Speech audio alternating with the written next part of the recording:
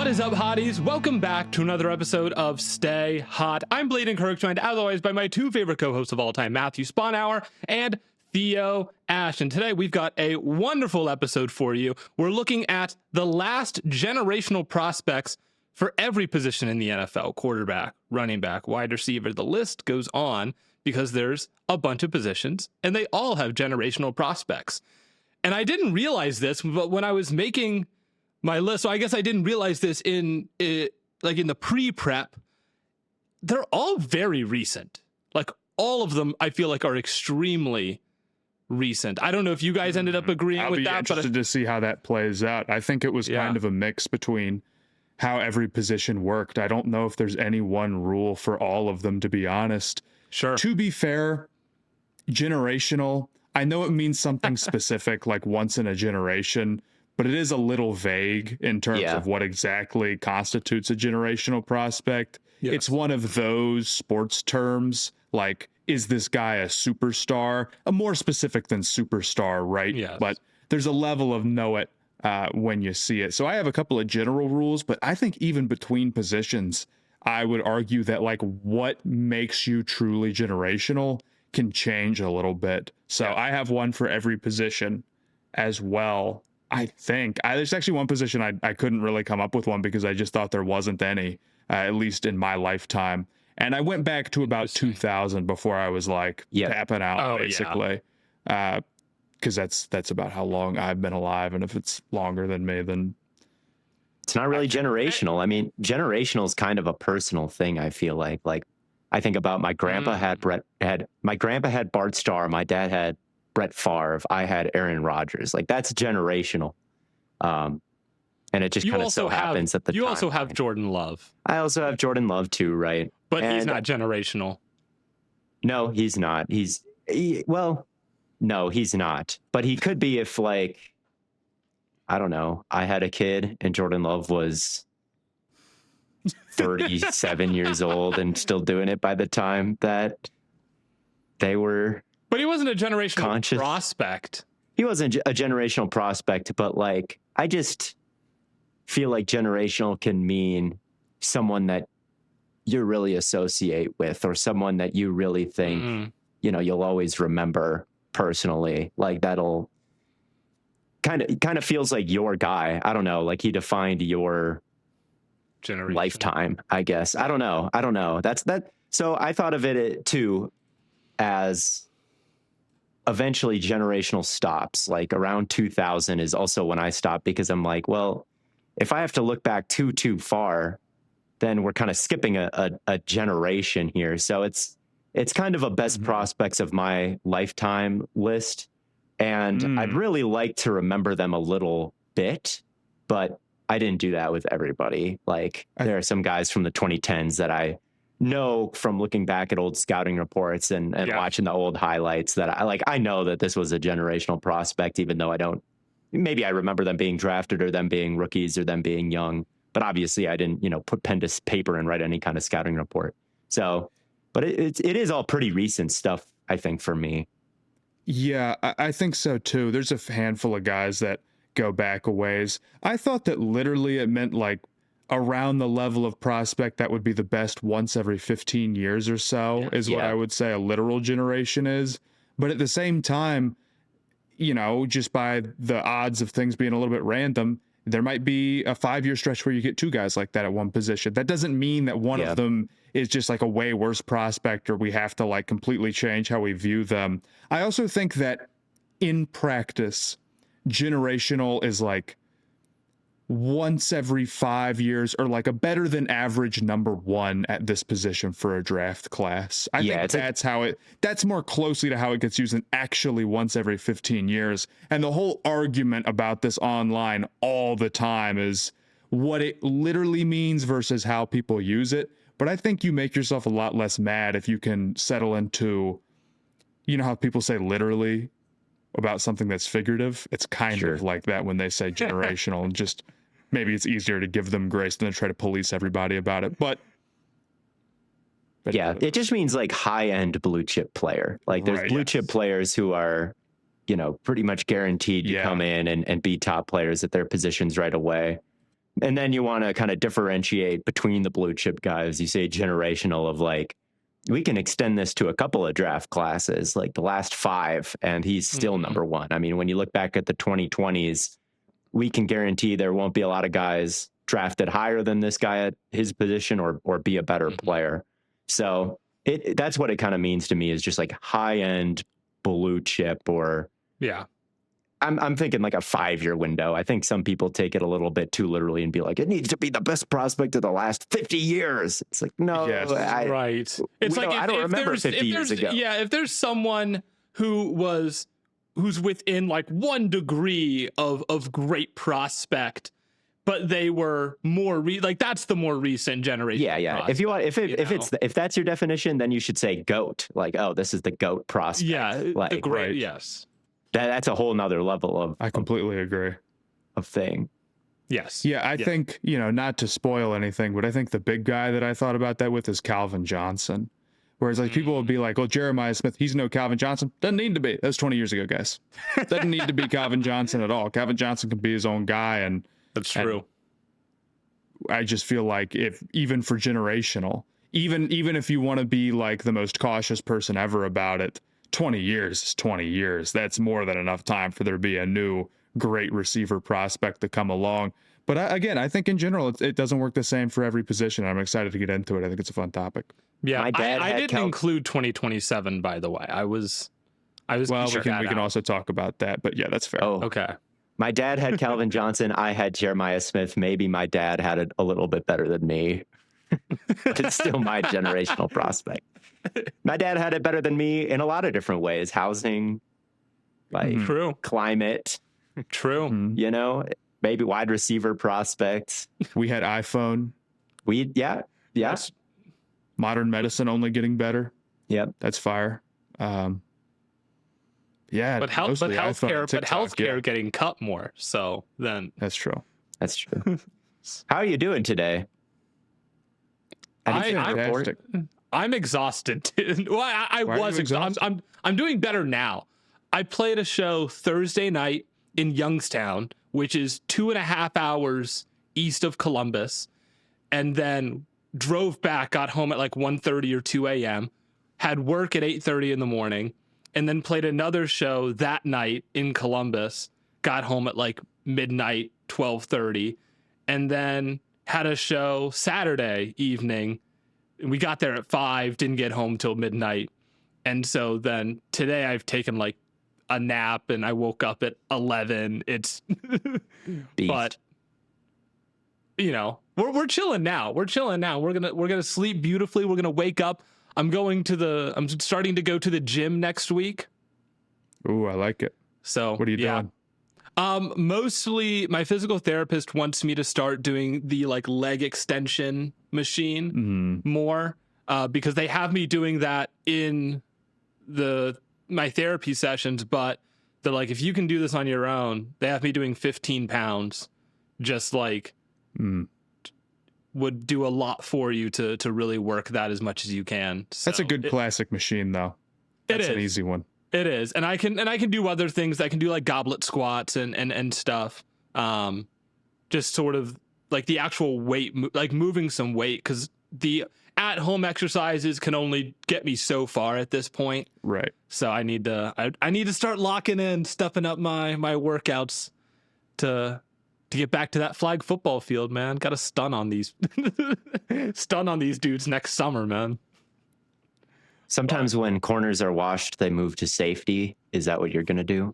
Ooh, really? I was playing safety and then they moved me to corner because I don't know. I was just better at man coverage than some other people. So why didn't they move you to edge? That's where you'd be most valuable. I have rushed passers at some points.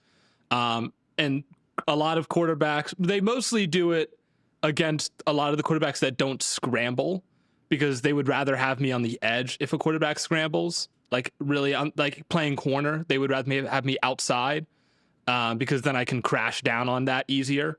But if a quarterback like doesn't run, they always come up to me after the end. They're like, "Dude, you're too fast for like. Please stop rushing me. Why don't you have everybody rush because it's the most valuable thing to do? Why do you have anybody out there playing corner? Yeah, that's a good point. For edge rusher. Why isn't everybody sitting back and throwing the ball if quarterbacks are all that valuable? That's my question. There should be no receivers. There should be no running back. Putting on my smarty glasses and making great points. The PFF grades are clear. Everyone should be a quarterback. Everyone should be Ryan Tannehill. 11 quarterback. Yeah, you don't want to run into the 11 quarterback team. You're getting cooked. Well, I mean, there is the debate of if there was a battle of every position, a team of like every different, which position would win.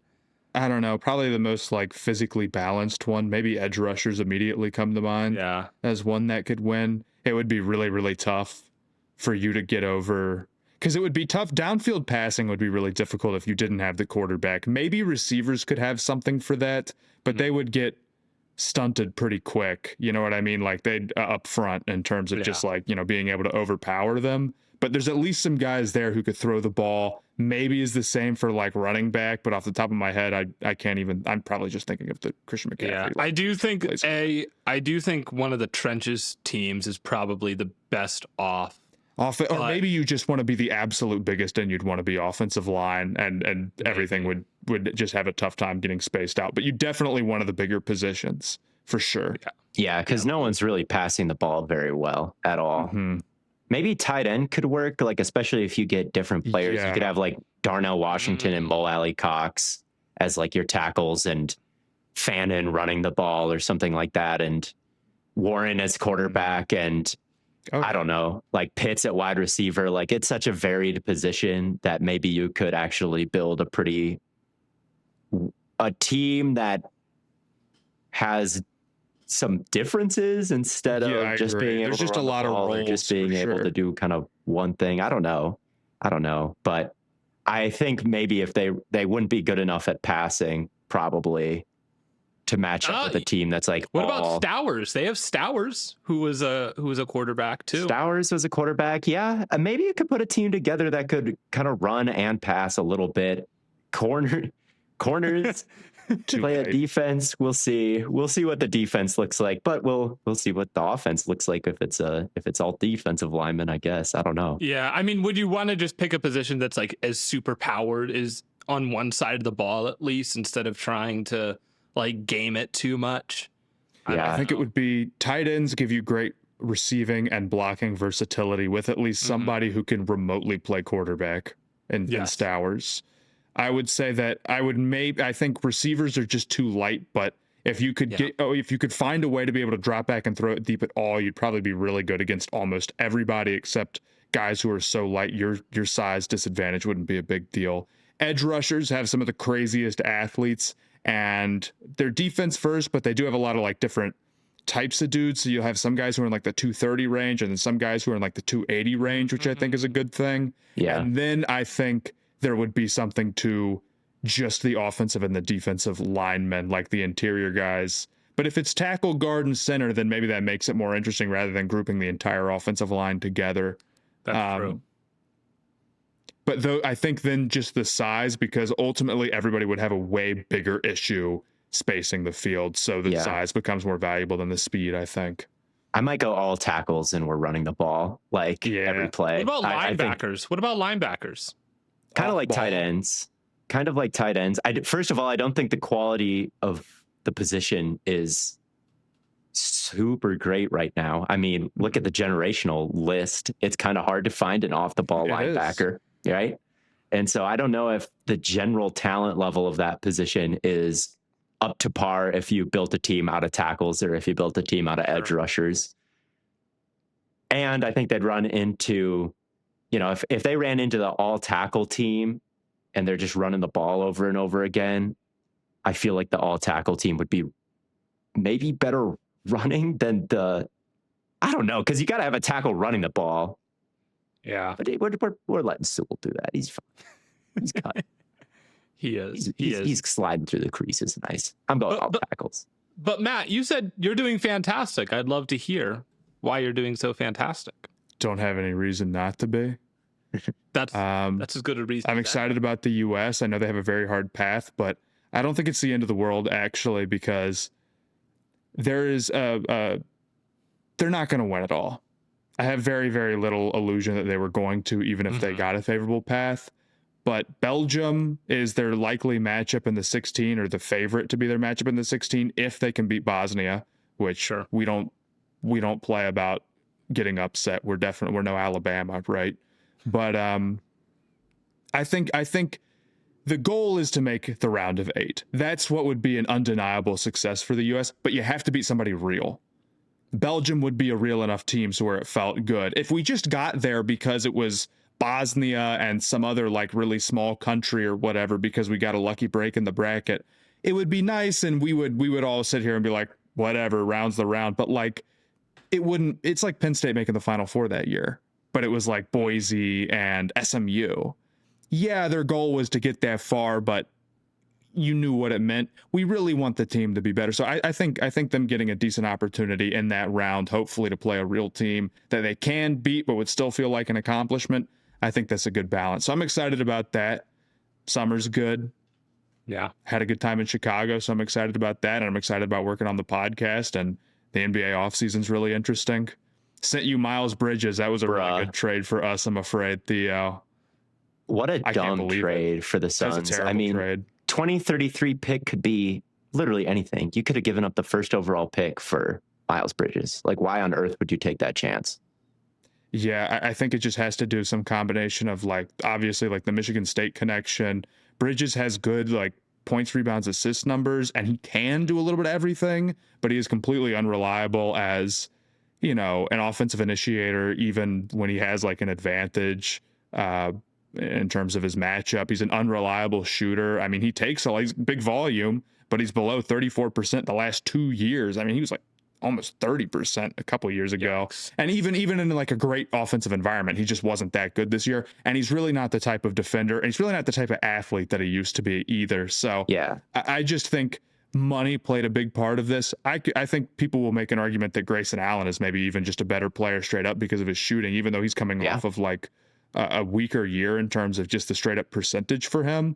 In terms of like creating offense, I think I'd rather have Allen. I guess it depends on what you want, but yeah, giving up your 2033 unprotected first when it could be anything, when the lottery rules have now recently changed to make it easier to give up one of those top picks, especially if everybody is trying, which it really seems like it's worked well, and there's not going to be that many teams that are bottoming out.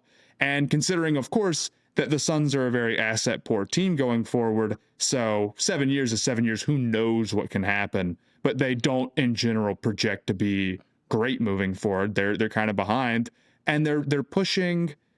Even if this was a trade that was like, let's say they were getting like a really solid role player, and that was like really solid value, you still would have to question, you know, this team isn't really that close. They're not a solid role player away from being that close. And I wouldn't trade a 2033 unprotected first for like Rudy Gobert, because it could be anything. Like, that just seems too risky, and it seems like the Suns are too far away. Like right? Like, yeah, I'm trying to think if Gobert he's like on the border of like maybe so good. You would at least get what they're doing in that circumstance, but ultimately, like, it's a waiting game for you guys to get all your picks back so you can start being a normal team. And they kick the can down the road. Even for good value, it would be bad, and it's for really bad value.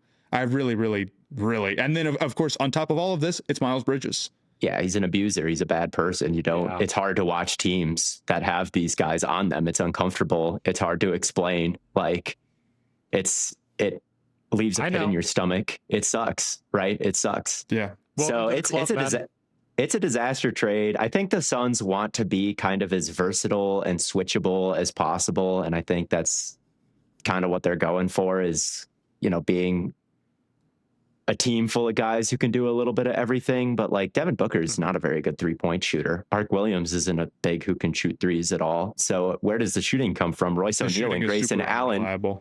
Grayson Allen and Royce O'Neal were our two best 3-point shooters. Now it's just Colin Gillespie off the bench hitting threes. Like, it's going to be really rough. It's going to be really rough watching this team trying to win shootouts, because they're not going to be able to.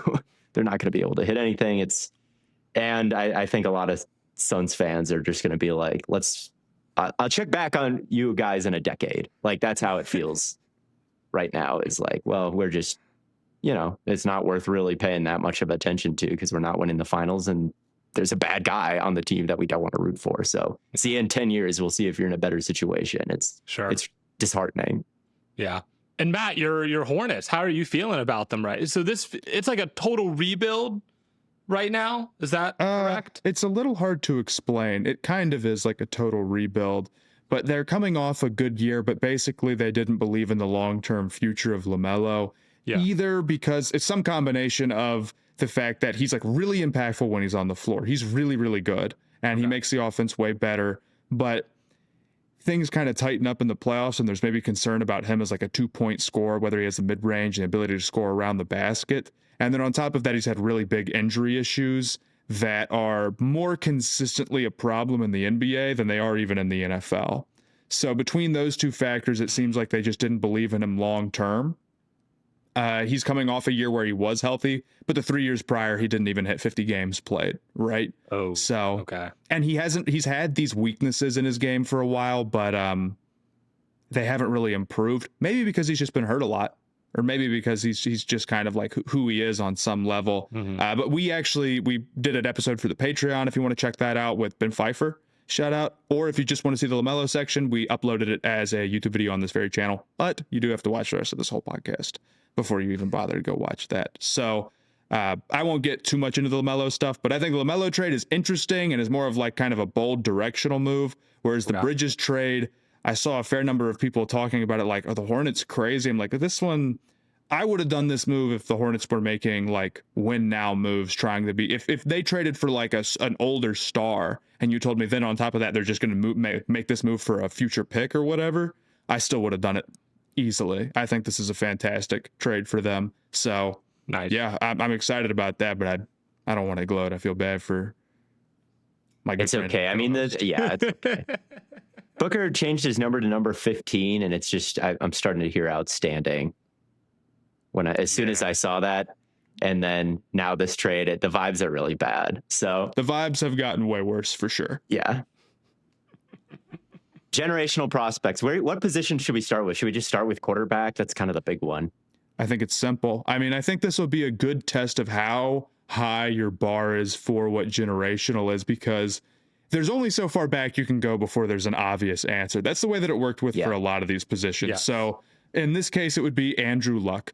Famously was a generational prospect, famously well-rounded, famously just not a lot that you could say about him, considering his arm and his feel for the game and his prototypical size, and he was a really good athlete on top of that, right? So I would say that Luck for sure is, and then I think everybody would agree with that for the most part. We don't have to go too far into it. And then there's some guys where we're like, well, was this dude good enough to be the answer because he was drafted after? I would say for quarterback, you obviously have to be the first overall selection for me to even consider you. I would say the only guys that I spent any time thinking about were Lawrence was the big one. Yes. And then I at least jotted down some notes for Burrow, and then Caleb Williams. I think it is Caleb. Caleb Williams. And so I can understand why you would throw Burrow in there, because Burrow, I mean, that final season at LSU was... It was a generational season. It was a generational season, but we had been talking about Caleb Williams for like multiple years. And I think I think that goes a long way. I totally agree. If you're a generational prospect, we're going to talk about you for years. I don't mean to interrupt. My fault. No, you're good. But that's exactly it, right? And Burrow was like a backup at Ohio State. And I just don't think he quite has the generational career that you need to be. He wasn't overly traitsy is what it was. Yeah. I mean, if we're talking about him as just a straight up prospect, he was a great player, and he was a very good prospect and all that.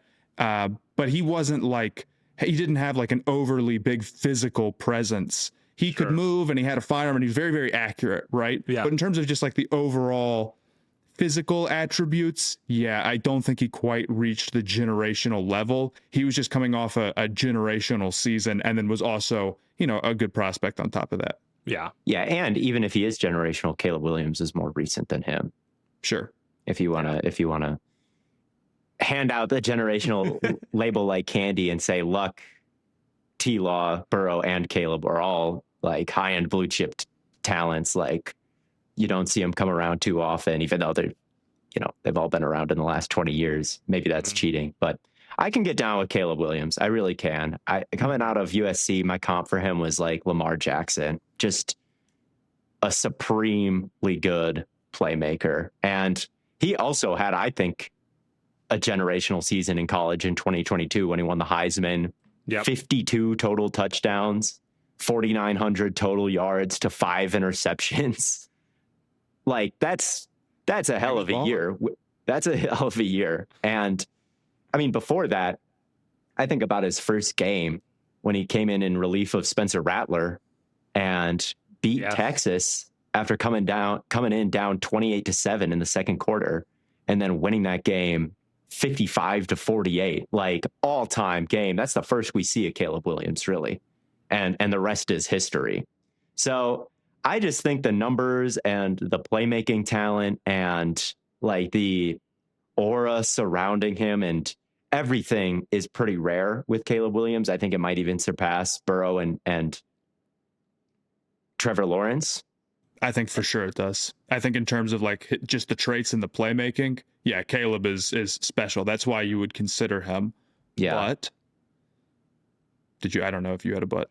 I don't have a but. I think he is. I think he's the most recent generational prospect at the quarterback position. I think Luck was probably higher class.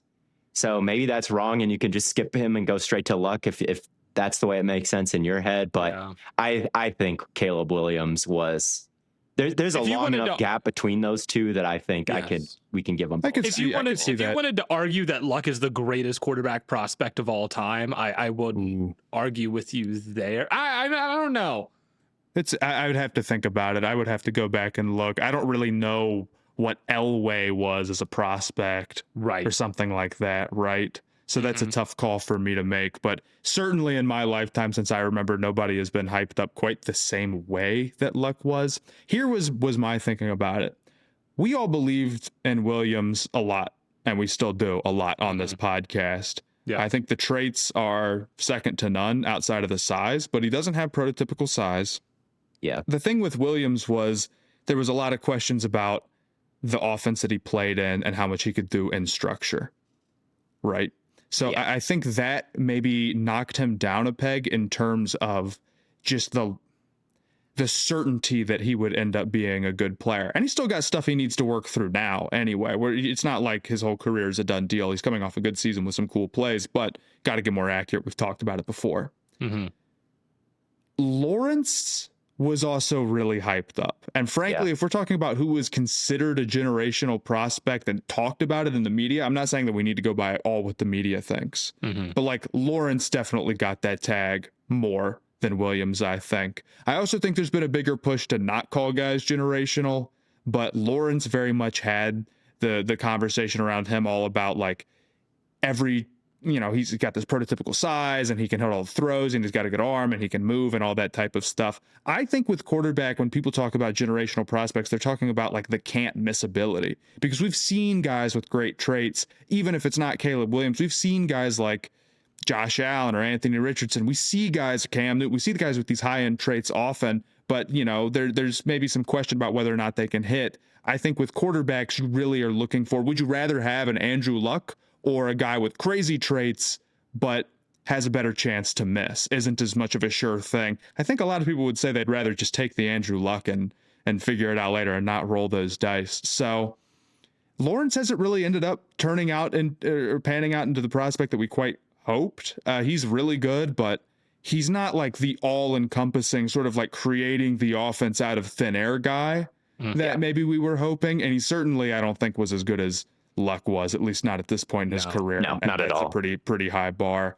So I think depending on how you look at it, I would say either Caleb Williams, because he was really good with traits that, again, I think have translated into best in the NFL bar size, And if not, then I would lean Luck. I would say that I might skip over Lawrence and I might go to Luck here. If we're talking about the consensus worldview, I'd say it's Lawrence then. Interesting. Bob McGinn was a great tool for me as I researched this because he's been doing polls of executives and quoting scouts for, decades now. So it's good to go back and see what everybody said. And he's been polling execs on quarterback prospects for a long time.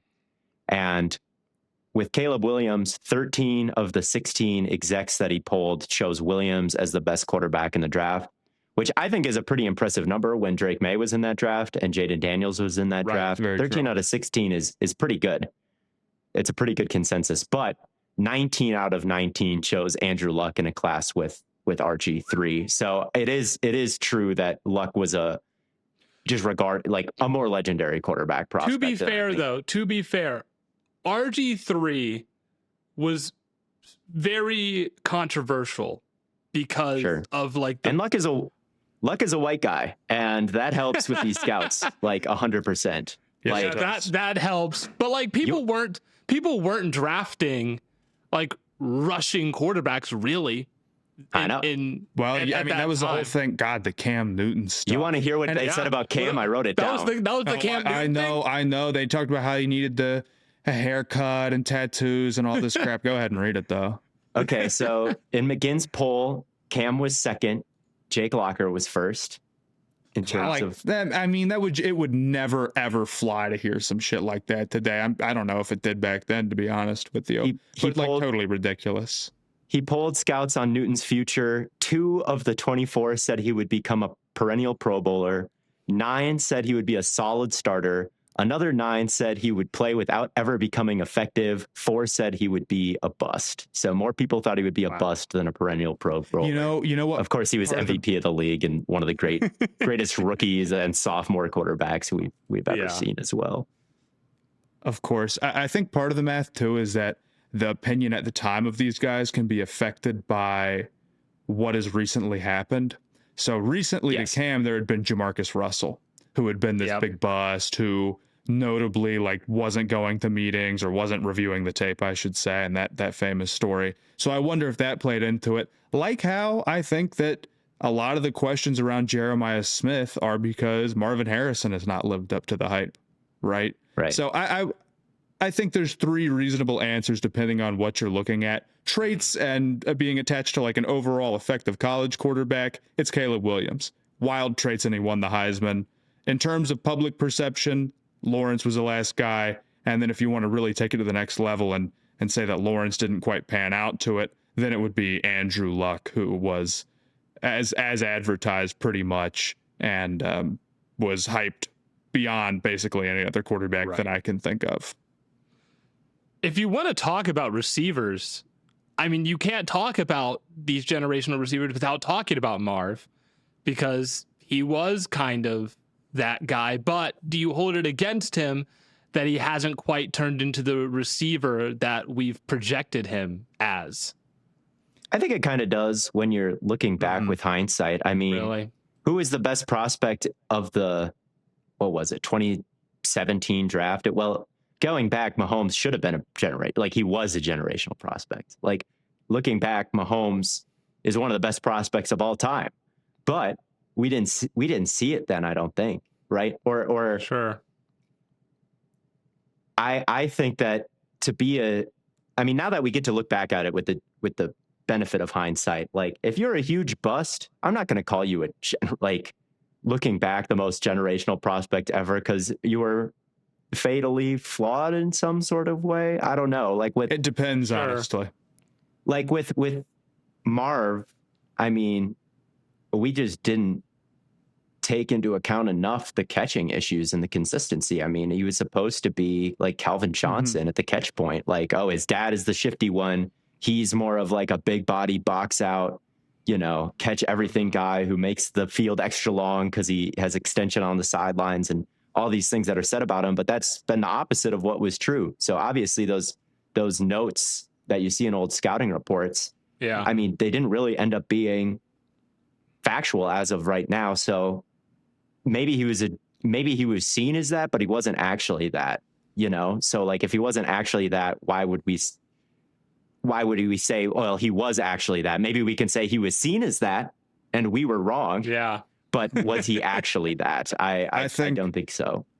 I think one of my big regrets in terms of scouting, the one that I really kick myself over, is that I truly, like, somewhere in my mind was not like that about Marv, and I bought into much to it because it was Ohio State and because a lot of other people were saying it, and because I think a lot of the pluses about him are like kind of true but got overstated. Like, he does have really good ball skills, and like his best like ball control moments or body control moments were awesome, but there was some consistency issues that got chalked up to concentration drops. And then you would look at Jamar Chase, who had this like issue in the preseason, and you'd say, let me not be stupid here, right? And how all the hype around him is like, oh well, he's the next great guy at Ohio State, and all of the other Ohio State guys agree, but that's a really high bar to live up to, and that doesn't necessarily guarantee you anything, even if people are saying that about you. He's a great mover for his size, but he's more fluid than sudden.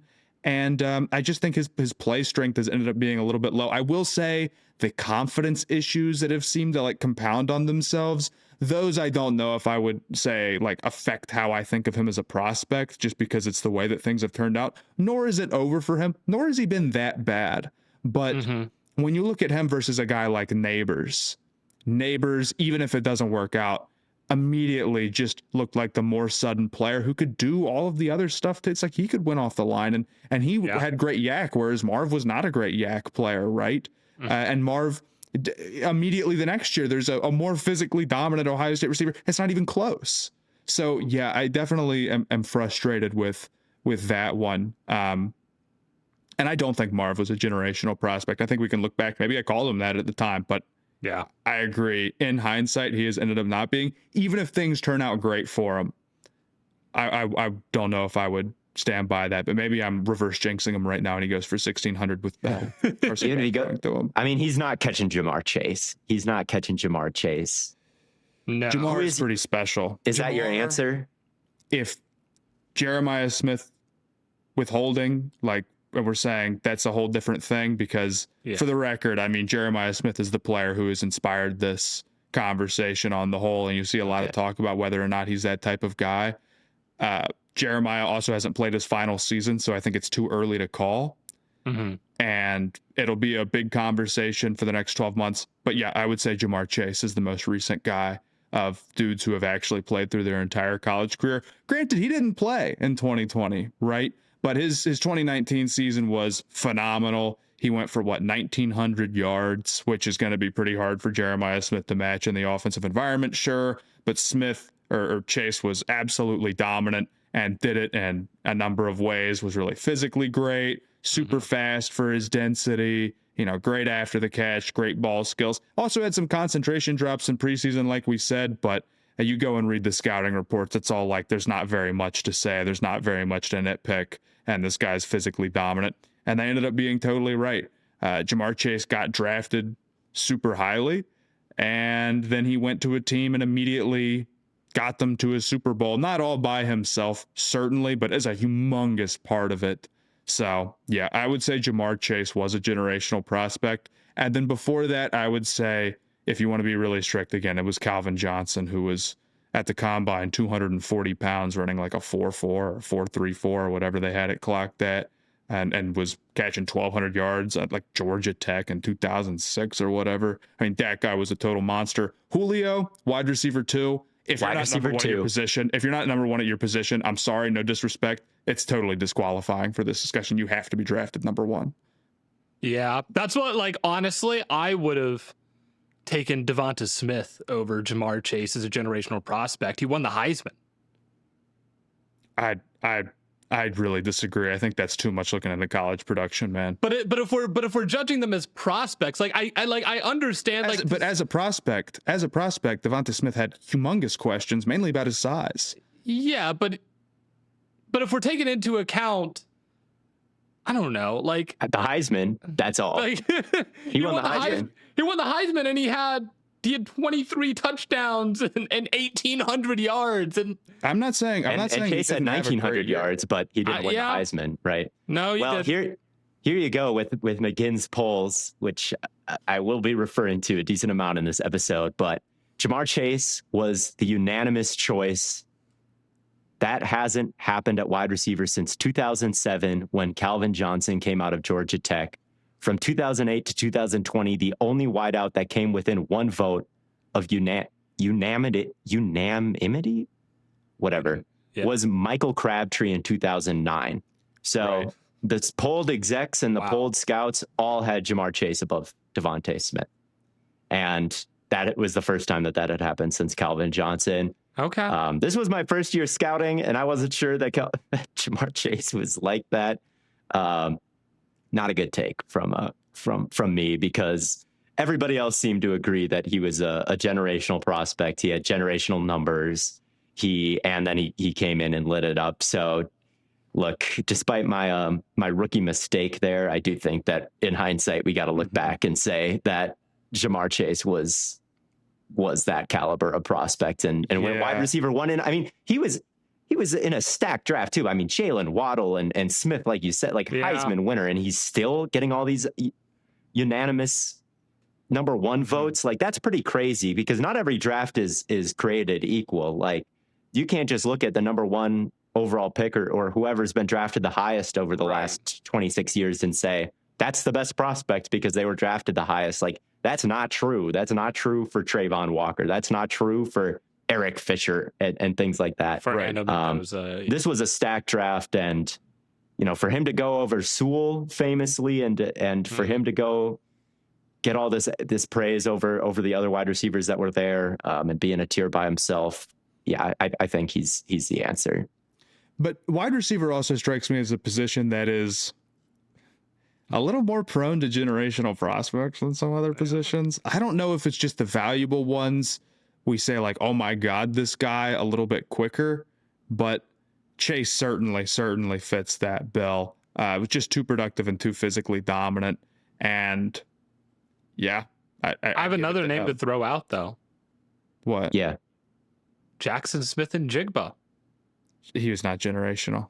Don't think so? Prospect. I think you're just looking way too much at production. Maybe, but he wasn't drafted in the top half of the first round. He was taken, at 20. Yeah, no, he was taken. Yeah, because it was like notably at wide receiver. I'm raising my eyebrow. Yeah. If we weren't drafted in the top 5. Yeah, like, how are you generational and not drafted higher than that? Because wide receiver is one of the first positions that we draft outside of like tackle and edge and quarterback, right? Mm-hmm. So JSN, we loved JSN. We thought that a lot of the criticisms about like his size and whether or not he could hold up and whether or not he would translate were unfair. And obviously JSN has now kind of lived up to that Utah game in a way that has ended up, in retrospect, he would be drafted much, much higher, of course. Sure. And that was a big stay hot win. We were frustrated he didn't go matter. I mean, maybe we've taken into the draft coverage. Maybe he was generational, but I think to truly earn that, like, you got to check a couple of boxes. You have to be like that in the league. You have to be like that in college, and you have to be drafted, I think, pretty high. Like, it's got to be pretty undeniable. Yeah. And maybe JSN was generational, like, and we were kind of right. And I remember doing a live with Lance Zerloin breaking down JSN. And I was talking about how much I liked him and being like, look, Cooper Kupp just had a 2,000-yard season, and he's not like anything too crazy athletically. Like, I think JSN could do the same thing. And I'll never forget his reaction. Like, oh my God, like, you might be right. That felt really good to hear. But he went 20th overall. So at the end of the day, like, there were major questions and there wasn't a lot of love. And yeah, there are some guys that I've absolutely loved as prospects and might have put my own generational label on, like, but if you go too low, I just don't think that you can stake a claim to that title. Even if we had, he was my 4th highest graded player, I think, after Carter and Anderson and Christian Gonzalez, and then it was JSN. But even then, like, that's a really high grade, and that aged really well. That whole top 4 aged really well. But if you're 4th, is that even generational? Like, Did any of us have him as the number one best over Will Anderson or over Jalen Carter? Like, I don't think that we did. He wasn't, I agree. He wasn't physically dominant enough. And this is a position where you just cannot be a generational prospect if you're not physically dominant. He's he's an amazing route runner. You know how I feel about him. You know what I said about him he's all last season. But he was banged up all his final year at Ohio State. And good point. It's just no way that you can call him generational if you're not physically dominant, no matter what the production is, no matter how many yards you have against Utah in the Rose Bowl. That game is legendary, though. It is. That's running back, game. One of the toughest. Holy because no position has generational, in quotations, prospects like running back. And I was thinking about, like, why are there so many guys that I feel like I have to consider? Answer goes back to something we talked about during the draft season. We're just really good at evaluating running backs. It's really easy to see. Our hit rate on guys being drafted highly who end up being first-team All-Pro dudes is really high, right? So I don't think that means that I'm going to go and call every single guy that I'm not going to call Jeremiah Love was generational and Genty was generational. Although maybe I was using that word for Genty, man, and I still feel pretty strongly about Genty being crazy. But if we take a step back and we lower our reactionary tendencies a little bit during draft season, you look back and you say, who was actually that word? It's Saquon Barkley. It's Saquon. I think it's pretty easily. There just was no questions about him. He was too physically gifted, too fast, too well-rounded, too productive. I mean, in his true freshman season, he had 200 yards against Ohio State in 2015. And I think 2017 or 2018, he housed a kick and the opening kickoff against them as well. That must have been 2017, I would figure. He was drafted second overall. There was real conversation about whether or not he'd be drafted first overall. I don't know if it's possible for us to have that conversation nowadays. I just don't know if it could be done with how positional value has progressed. That was sort of like one of the last guys that they really did that with or were willing to do that with. But you know what? Jeremiah Love just got taken third. I guess that was viewed differently. So take it for what it is, but all love to Bijan and all love to Genty and all love to Love. I think Genty's got a real stuff. case. I think Genty's got a real case. Genty was so special, and I love Genty so much, but there were two fair knocks that you could make on him, or two knocks that I could see people having an issue with. Number one, did not play Power 5. That does make it very tough. It's incredibly tough if you don't play Power 5. Number two, long speed is good, but it wasn't like Saquon. I think that's what keeps him a tick below. I don't know. I think Genty's awesome. I think he's been in a bad situation. I believe in him to the highest degree. And I remember really debating him or Saquon during draft process, just because I think the level of creativity that Genty runs with is different than what Saquon does. And I wondered, like, is that going to be worth so much that he could end up being this great player? And we'll see how things play out from here. But if there's so many guys who I also feel really great about Love, right? If there's so many guys you feel great about, I think the most certain one kind of takes the reins. Saquon was that. I would take Saquon. Saquon, I mean, I was looking at old scouting reports, and ESPN, Todd McShay said Barry Sanders is fair as far as comparisons go. NFL.com had a comparison section. It was Barry Sanders. Todd McShay's scout said he's a big Barry Sanders. Like, Barry Sanders just kept coming up. And really, it's fair. Like, when you look at the cuts that he makes in the hurdles, and there's a clip of him at Penn State practice in 2016. If you look it up, look up Saquon Barkley Penn State practice drill run on YouTube. And if you just watch that clip, you'll understand why he was a generational prospect at Penn State. Like, I think he is as creative as Genty. And the nice thing about him versus Genty is, like, he doesn't really have to get touched to show that creativity. I feel like Genty showed that creativity almost bringing the contact, right? Like elevating with his shoulder first, like bumping you and being the aggressor and things like that, which was really cool. Saquon could make you miss without you ever laying a finger on him. And Genty has some of that ability too, but with Saquon, it's just different. And with Barry Sanders, it was just different. So I think Saquon Barkley stands maybe not head and shoulders above the rest of the. Close. I think it's close between him and maybe even behind AP. Like, Adrian Peterson was pretty ridiculous, but I didn't even bother looking back at AP and Reggie Bush because I'm like, first once off, you hit Saquon, 2007. I was just like, I mean, if this isn't it, then if this isn't it, then what will be, and what's the point of doing this exercise? So shout out to them, of course, though. Yes. Tight end, tough. Now this one does not have a lot of generational guys. Only a handful drafted in the top 10 in the last, or since 2000 or so. And some of them like Ebron and Hawkinson were whatever. I mean, I thought the big guys that I was really considering, Kyle Pitts. Yes. Vernon Davis. Yeah. Sure. And I guess Bowers, but I don't think the answer is him for as much as we love Those are the only names I wrote down. Yeah, I think unless you really loved Colson Loveland, and we all loved Colson Loveland, but I don't think we thought of him as even the same level as Bowers like a year previous. So yeah, it can't be him. Although he was drafted even higher than Brock Bowers was. Yeah, he was drafted. That's true. That was considered pretty high though, whereas Bowers was considered to be a fall. Bowers also was drafted kind of low, but part of the math was that there was like 5 or 6 quarterbacks taken ahead of him. So it was a positional value thing. With Loveland, it may have been. Well, it would have. Wait. 2020. Were all 6? Yeah, 6 quarterbacks were taken. So he was non-QB7 Bowers. Last year was Loveland's rookie season. So it was Cam Ward and Jack. No, not even Jack. It just would have been Cam Ward. Yeah, it just would have been Ward. So Loveland was actually picked lower among non-quarterbacks. I honestly think that's a fair designation to make. But Loveland has obviously ended up being fantastic. So again, prospect is prospect.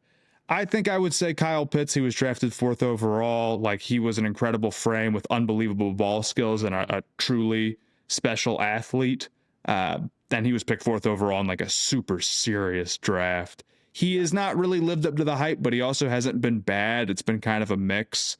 I do think he's kind of bordering on, like, if he was much worse, I'd say, sorry, you can't be.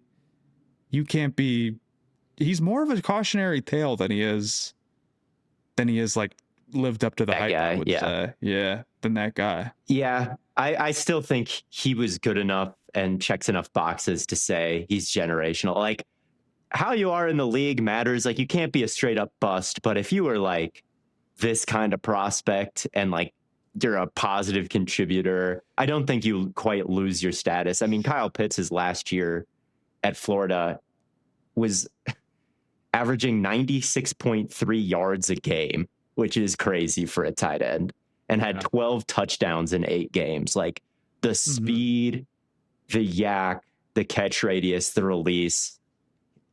He was the same as Chase. He was in the same class as Chase, drafted before Chase, and had the same unanimous, number 1 designation. I think Vernon Davis, that's another name you mentioned, and that's another guy you can kind of go to. And I think he was very similar to Kyle Pitts. And that's kind of the last example. If not Kyle Pitts, you'd go to Vernon Davis next. And like, you'd just kind of be running into the same thing as Kyle Pitts. Well, so let's go with Kyle Pitts. Yeah, and it's interesting. Davis was a crazy athlete. His testing numbers, not that combine is everything, but a 4.38 at 254 is wild. Yeah. And I think I'd lean Pitts here. But to be fair, is like Marv that much worse than Kyle Pitts? That's kind of what I'm thinking. I've been leaning Bowers because Bowers has absolutely been like that so far. On like in a terrible situation, still producing.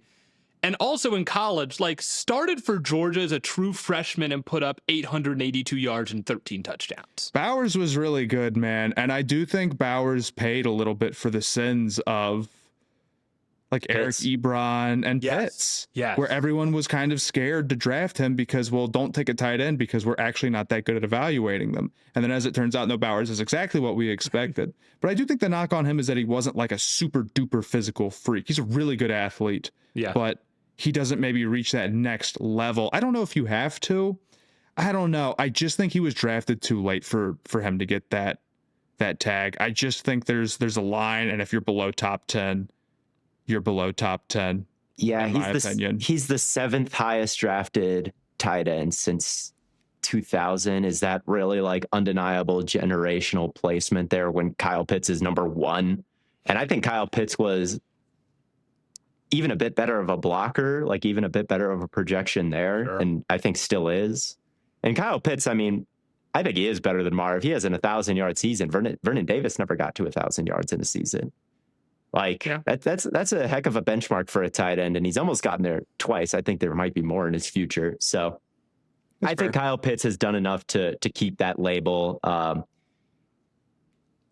Yes, it's been a little disappointing considering he was considered, the best tight end prospect ever, the highest drafted tight end prospect ever, I think, or one of them. I mean, I had Pitts too. I was just sort of talking through it. And I think Bowers is a fair shout too. I really do. Even though he was drafted low, I think that if you wanted to say Brock Bowers was generational, because he's been, way better than Kyle Pitts since entering the league. And we knew that Brock Bowers was really, really good when he was drafted. Even like as soon as they drafted him at 13 overall, we're like, oh yeah, that's a great steal, right? To get him there. So just because JJ McCarthy and Michael Penix just absolutely had to go over him doesn't mean, that Brock Bowers isn't like that. It's not really his fault. He couldn't have done much more. So I don't know. I think Bowers would be a fair shout, but I'm going with Pitts. I would go Pitts as well. I think I'm going to stick with Bowers, but I get where you guys are coming from with Pitts. But to me, Bowers just checks every box. He really Bowers did. He really did. He's a freak. But if you guys want to get into the offensive lineman here, we were kind of debating before the episode a little bit on how we wanted to divide things up. I think at the very least, you have to split up tackle and interior offensive lineman. But you guys also are including center in this as well. I did. Okay. Yeah. I included center in my search, but it's interesting, right? Because center, the answer that I ended up with was none. There hasn't been a generational center prospect since 2000 at least. Linderbaum? No, he was not generational. He was undersized and picked 25th overall. Yeah. Which is below even other first round centers, which to be fair, there ain't a ton of them, right? Ragnow, Ruiz, Garrett Bradbury, Ryan Kelly, Marquise Pouncey. I don't know if there's any one of those guys that you point to as just some perfectly flawless player. I think a lot of people knew that Linderbaum was going to be good. I think he was highly regarded. And of course, there has not been a center drafted in the top half of the first round since 1993. Damn. So there is a limit on how high these guys can go. That's way, way lower than almost every other position by a pretty extreme margin. So for that, you can, if you want to say that Linderbaum, because I know he's your guy in particular, you want to say that outside of the undersized stuff, if you were running the right scheme, I mean, Zerline's comp to him on NFL.com was Jason Kelsey. It's a pretty good comp to get. I understand it, but I just don't think you can be I'm not sure you can be an undersized generational prospect. I'm not sure you can be a scheme-specific generational prospect. If you want to go there, fine. I understand where you're coming from, but it's a little different than every other position. Yeah. I think you can be undersized, but you're right about the scheme stuff with Linderbaum. I mean, if Tyreek Hill was not, that's true. All right, that's true. Getting kicked out of places of being, an abuser in college, and we really got to see him at the peak of his powers. Mm-hmm. Could he get the generational label? I think he could. Caleb Williams isn't the biggest guy. That's so. True. But I think you're right that Linderbaum is a bit scheme dependent. And I also think it's fair to say, let's just make this interior offensive line because Frank Ragnow played right guard, I think, at Arkansas. He wasn't the center. There's a lot of shifting around that happens.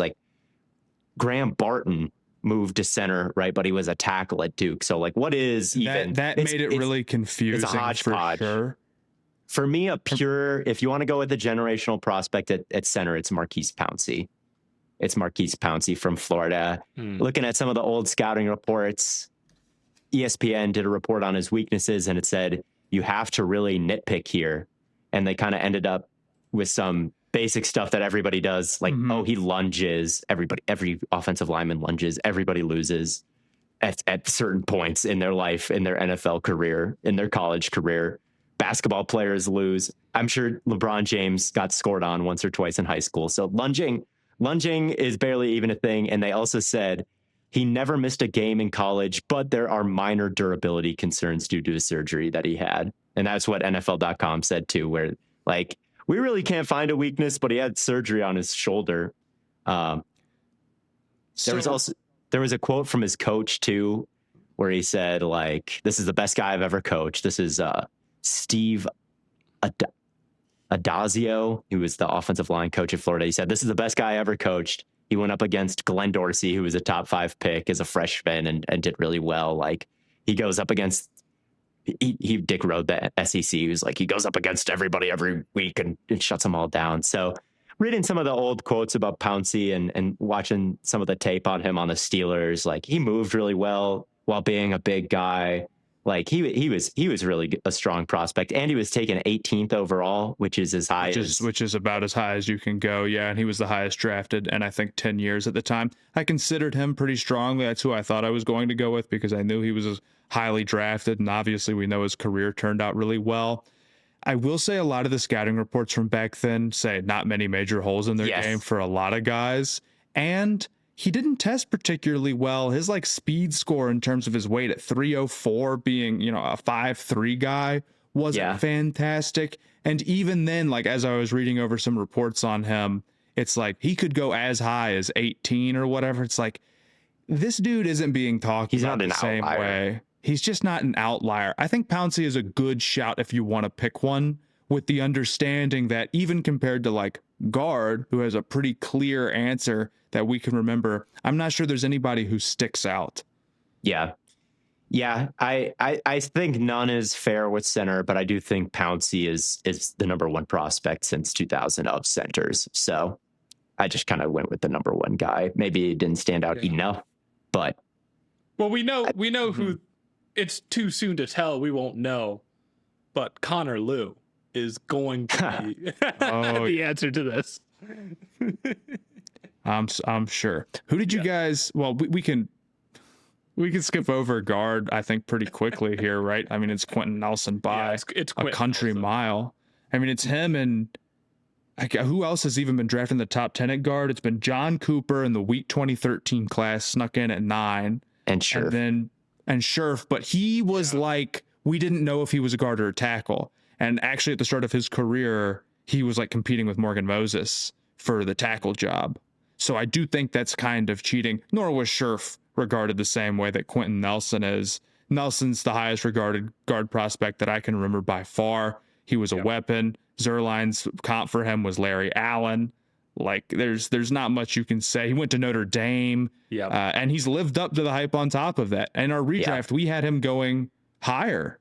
We had him going higher than where he was drafted at 8. I think I picked him as the first non-quarterback, or one of the first.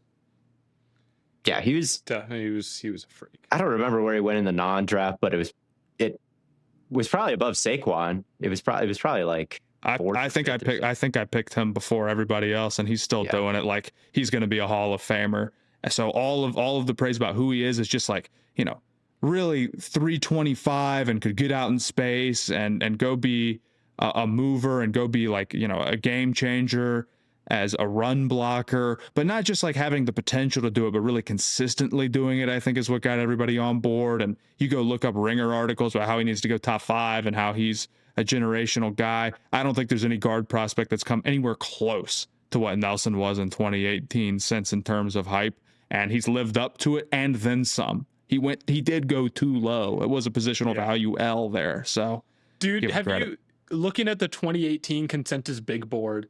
It's Sam Darnold, Saquon Barkley, Josh Allen, Baker Mayfield, Bradley Chubb, Josh Rosen, then Quentin Nelson as the I guess not that bad outside of like the quarterbacks who missed, of course. Yeah. Right. Chubb was a good player, but got injured, and that's a positional value thing too. Yeah. So there's no like egregious non-quarterback misses there. It was a very good class. I mean, we did a whole episode redrafting it. It was a great class. So I think we can just say it's Nelson and move on, unless you guys have anything else you want to. Yeah, my quote on him was, he comes into the league certainly as a top 5 guard as soon as he's drafted, and then maybe the best guard in the league by the first year. That was the unanimous quotes. And Chris Ballard. Chris Ballard said Nelson was the easiest pick he's ever been a part of. God made him a little bit different than he made everybody else. That's high It's praise. pretty good. And they were right. And they were right. They were so spot on. That is how it went. Maybe the biggest and best feature piece of a run game of any offensive lineman. It's like him and Sewell, I'd say, last year. Yeah. So. So let's get to tackle, which is way harder than the other two, at least in terms of picking between all of these guys, because you get a wide range of like dudes who went first overall. You've got guys who are picked within the top three That's the really toughie, who are really consistent. You have guys who I mean, like Sewell went 7th overall for a generational tackle conversation. That's unbelievably low. Very low. I mean, it's very, very low in terms of just like straight up draft stuff. So you have guys who are considered a little bit more projects who will go even higher than that, right? I mean, Greg Robinson, what was he, 2nd overall? Second overall. Second. Yeah. So there's really just a lot of dudes who got a lot of respect, and it can be tough to parse through who was really viewed differently as a prospect versus tackle and its positional value bumping these guys up if they have the right traits. Yeah, I mean, Eric Fisher and Jake Long, I don't think of them as, huge, great pros, or even like Eric Fisher, especially. He went first overall. I feel like everybody was like, well, we got to take somebody first, but no one deserves it. So here you are, Eric Fisher. That doesn't sound generational to me, even though he was the first overall pick. And tackle really throws a wrench in what we've been saying about draft picks, because like maybe Brock Bowers is a generational prospect. Maybe Patrick Mahomes is a generational prospect despite where they were picked. Maybe JSN is a generational prospect, because like my pick here is going to be Joe Alt, and he's the 15th highest paid, or he's the 15th highest drafted tackle since 2000. He was 5th overall. I mean, there's been a lot of 4th overall and 3rd overall and 2nd overall and 1st overall picks, but I'm going with Alt. It seemed right. I mean, it's recent, and I mean, he went 5th because he's in a draft class with Caleb Williams, right? Joe, like Drake May and Jaden Daniels. It was those three, and then was it Neighbors, and then no, it was the other way around, right? I think it was the other way around. It was so who went 4? It was Marv. Yes, it was right. Marv. Right. It was Marv, and then it was Joe Alt. So I like that might be a 1st or 2nd overall pick in a different class, which might be true for Bowers too, and that's why I don't really have a problem if you rank them generation. Yeah. I thought that Joe Alt really reached that status as well, because there just wasn't a lot that you could say about his game. He was really, really consistent getting back in his sets and just had a perfect frame with really long arms, and the production was all there, right? Mm-hmm. There was some questions, I guess, about his power would probably be the thing. Yeah, that was my question. But even with all of these guys, they're not totally unquestioned. I would say that the consistency is what you would be looking for when you have this many dudes high, but nobody was perfectly consistent or had no holes in their game whatsoever, like you would consider an Andrew Luck or something like that for quarterbacks. So I think that Alt was a fair shout. Sewell was definitely considered the run blocking weapon. And maybe if we give him grace, we could have a conversation about that too. But he also, I felt like, was a little bit raw and pass pro overall. But even then, like, he let up like 1 sack at Oregon, which I guess those numbers, especially at the college level, can be good, even if you're not like a perfect prospect or whatever. But still, like, he wasn't exactly not efficient, right? So I if you want to go back, Joe Thomas would be up there. Trent Williams could be up there too as another weapon who was taken within the top 5. Yeah. I agree that Fisher was a product of a weak draft class, and I agree that Jake Long, I don't think was quite that level of dude from what I could go and research and figure out, and that there were maybe some questions about his overall like athleticism being truly top tier, which especially for tackle, I don't think would be a concern with a generational prospect. But this might just be another one of those positions where there's a lot of guys who end up very highly regarded, and then either your bar is so high where none of them count and you're waiting for somebody to stick out even above that, which you could say is like Joe Thomas because his career turned out so well and because he was drafted only behind a quarterback and Calvin Johnson, right? So that's not all that. Yeah, that's like about as good as you can do anyway. And we can take into account like the circumstances there. Or you just have to say there just hasn't been one at all. But I feel like Alt did feel pretty surefire. I felt like Sewell felt pretty surefire, and I thought both of those are interesting because they sort of had the same question attached to them, right? Do you take this guy or do you take the great receiver? And the answer was the same both times.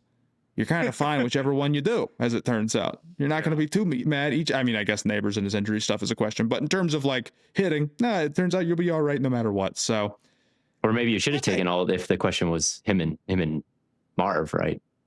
Two franchises had that question, and it was a different result for two of them. But yeah, I think again, going back and looking at some of these polls, Mike Sando had a poll about he asked NFL execs to name the expected top 10 picks. He asked 6 of them, and Alt was the only non-quarterback that got votes on all 6 lists. So even Marv wasn't there on a top 10 on one of them. Even Neighbors wasn't there on a top 10 in one of them. But Alt was. And Brandon Thorne said that in terms of body control, balance, and overall technique, as a pass/run blocker, I think what Joe Alt has put on tape this season is the best I've seen over the last 4 years of studying offensive line prospects in the draft. And to be 20 years old at 6'8", 325, doing it is really something. So yeah. He was really good. I just remember being blown away by his pad level at 6'8", and just how scary it must be to be looking down at somebody that tall all the time. Like it was pretty special. It was like a silhouette and a style of playing tackle that will be tough to beat for anybody going forward. The standard Joe Alt said, and he's off to a bit injured, but so far a great start to his career. So I went with Joe Alt. I think Penei Sewell is perfectly fine because he's a generational athlete. But Alt came after Sewell, so for going I think my answer might be sorry. There's just a lot of guys for this, and we're dropping the. And before Sewell, there was kind of a gap. I mean, Andrew Thomas, maybe you could consider that, but I don't know. And then it's like Jonah Williams, Mike McGlinchey, Garrett Bowles, Ronnie Stanley, Andrus Peat, Greg Robinson, Eric Fisher, Matt Khalil. Like Sewell's probably higher regarded than just about any of those guys. Right. Until you get to Tyron Smith and Trent Williams in 10 and 11. So that was just a really, there was just a lot of guys at the top. Like Waddle got traded way up for at 6, if I'm not mistaken. And that was the whole thing. So I think it's fair to say that both those guys are pretty highly regarded. Maybe we don't have to compare because it can just be Alt first. I like that. Yeah. I think there's also just ultimately, again, you can turn this into a whole semantics debate. It's just high-end blue chip. High-end blue chip. Does this guy feel like he's generational or blue chip plus? The answer for Alt is definitely yes. The answer for Sewell, I feel like, is definitely yes. It is definitely yes. So you know who else feels like a blue chip can't miss? Our good friends over at GLD. Summer's here, and this is the time of year where fits really matter. Vacations, weddings, pool days, going out. You're not hiding everything under a hoodie anymore. The little details stand out. And one of the easiest ways to elevate an outfit is with a clean chain or a nice piece of jewelry. And that's why we've been rocking with GLD. If you've seen me post any of my band clips, chances are you're seeing me wear a little bit of GLD, either a silver or white gold or a gold chain. It's one of the things that you notice is the quality. You feel the weight, the details are crazy. And it's one of those pieces that just makes you feel like you stepped up your game just a little bit the second that you put it on. And GLD makes quality jewelry without making it feel out of reach. They use real gold, every stone is hand set, and the craftsmanship is on another level. Whether you're looking for chains, pendants, bracelets, or watches, they have something for every style. And they even have official NFL collabs, so you can rep your team with a piece that actually fits your personality. And it's not just us saying it. GLD has over 2 million customers and 50,000 5-star reviews with pieces worn by guys like Justin Bieber, Malik Neighbors, Micah Parsons, A$AP Rocky, and plenty more. Plus, every piece comes with a lifetime guarantee. And for a limited time, new customers get 40% off. Use the code STAYHOT to get 40% off at GLD.com. Again, that's 40% off with code STAYHOT at GLD.com. After you purchase, they'll ask where you heard about them. So make sure You tell them that Stay Hot sent you. You know, I really wish we had 50,000 5-star reviews, man. That's crazy. I think we got to start making some extra Spotify accounts, guys. We gotta start just like if we all pitch in, 5 or 6 of them. Yes, get that done quick. Maybe 6 or 7. That could really do it. But let's move on to the defensive side of our last generational prospects here. On the interior of the defensive line, I think this is another kind of obvious one. I don't know if you guys agree, but I think it's Jalen Carter. Yeah, I think it's Jalen Carter as well. Oh, I think it's Carter for how good he was. I mean, if you want to say like let's go back and say somebody like Quinnen Williams. Yeah. But was Williams like that wildly hyped over Carter? I guess the argument that you could make is that because of the off the field stuff, Carter as a prospect declines. But I think the way that you view that, honestly, at least I do, is that Carter was a great prospect who then had that issue, rather than Carter was a prospect and in part because of that issue. Because then the story becomes he falls way down and the Eagles get a steal in him, not like, well, that's about appropriate value considering his off the field stuff. You know what I mean? Yes. Mm-hmm. Yeah, I wrote down Quinnen because Carter fell because of those issues and kind of was this wild card. But Carter was my favorite prospect in that really good draft. I mean, I had ahead of Will Anderson, who was really, really, really good. Quinnen was as disruptive. It was kind of in short bursts. That was kind of the thing with him, is like he didn't play a lot of snaps, so conditioning was a question with him. Off the field was an issue with him. But like when he was on the field, like he was as good as any defensive prospect that I've scouted, I'd say. So I'm fine with putting him as generational, but there were maybe some flaws. It said tank ran out of gas in college football playoff semifinal against Ohio State is what Lance Zierlein's report on Carter said. So like endurance, at least I don't have the snap counts in front of me, but endurance was definitely on the weaknesses section. Okay. But yeah, Carter I am okay with. But he did fall to 9. And we kind of dinged other guys for falling like that. Sure, but he fell for, I feel like, a pretty specific non-prospect reason, honestly. I mean, again, it depends on how you look at it. Mm-hmm. This was a weird one because it sucks. Like there was like a couple year period where like Ndamukong Suh came out. He was the 2nd overall pick. Mm-hmm. McCoy came out. He was the 3rd overall pick in that same draft, Gerald McCoy. And then the next year, Marcel Darius was the 3rd overall pick.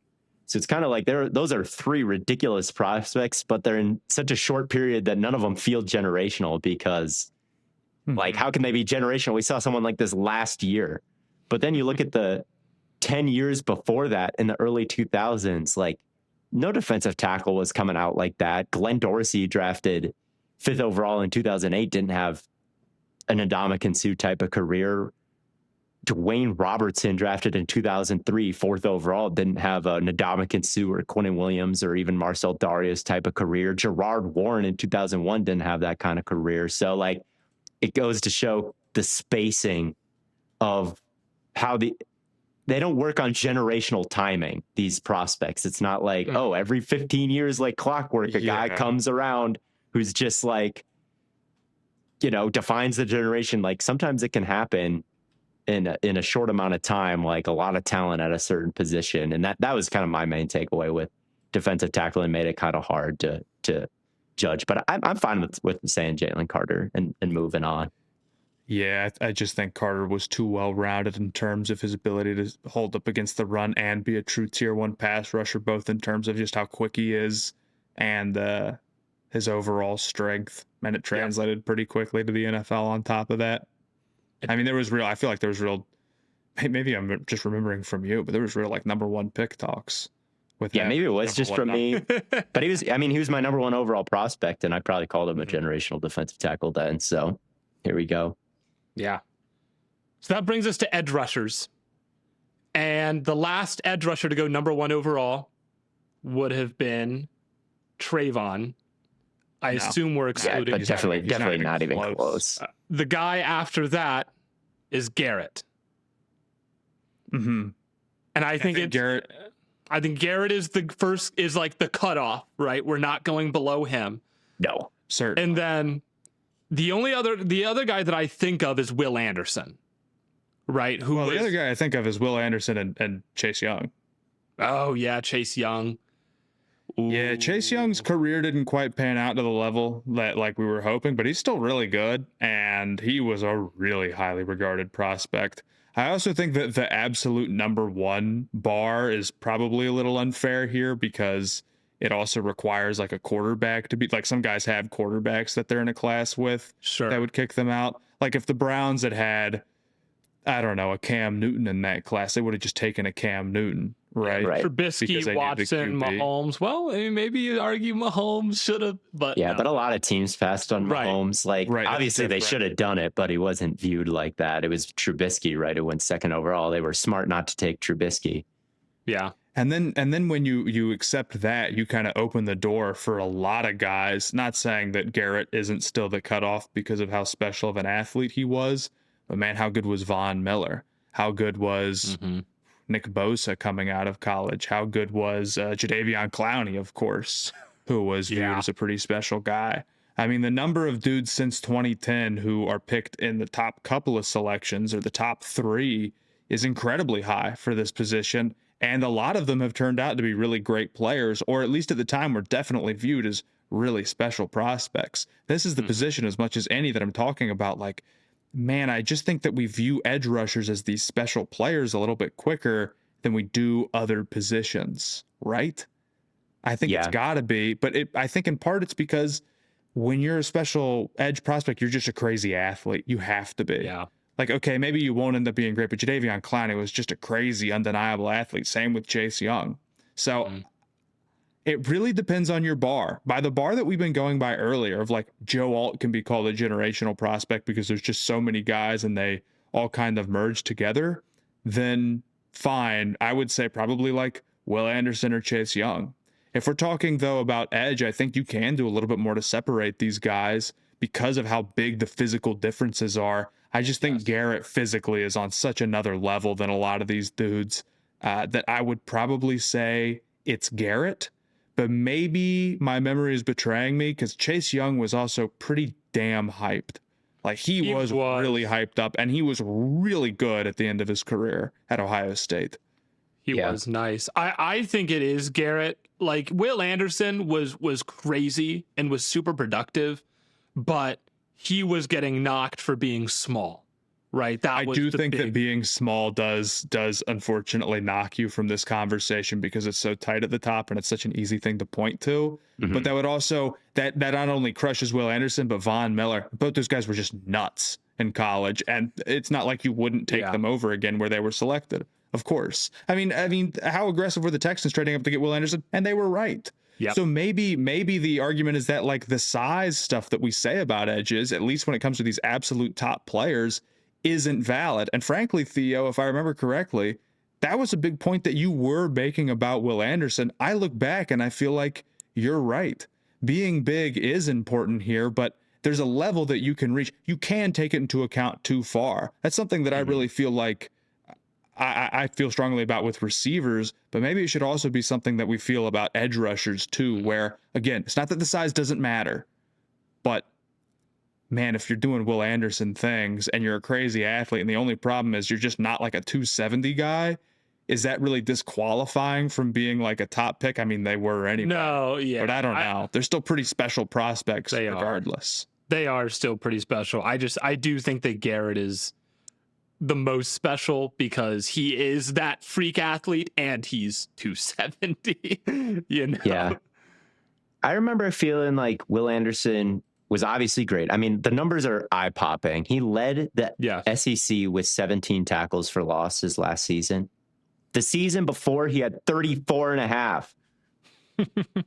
What, 34 tackles for loss? Imagine if someone had 34 sacks. Like, bruh, like, making the offense lose yardage that many times, that is generational. And then I remember 2022, the scheme was really lame for him because he was in that like odd front, zero tech 4-eye. And when you're a 4-eye, you don't get to pin your ears back and build up speed that you can convert to power. It's all close quarters all the time. And he still led the conference in sacks, and he still led the conference in tackles for loss. He just didn't have 34 and 17. He had 17 and 10. So it was generational production. But I also remember being like, he is 235 and he doesn't have like Von Bend. Meanwhile, Myles Garrett was 270 and did have Von Bend, while being longer and stronger and all of these things. And going first overall instead of third, although Anderson was extremely expensive because not only did he cost the third overall pick, he also cost what it took to trade up to get him. But at the same time, maybe you could say someone was willing to trade out of the Will Anderson spot. So I don't know if you should really get extra credit for being traded up for because someone decided you weren't.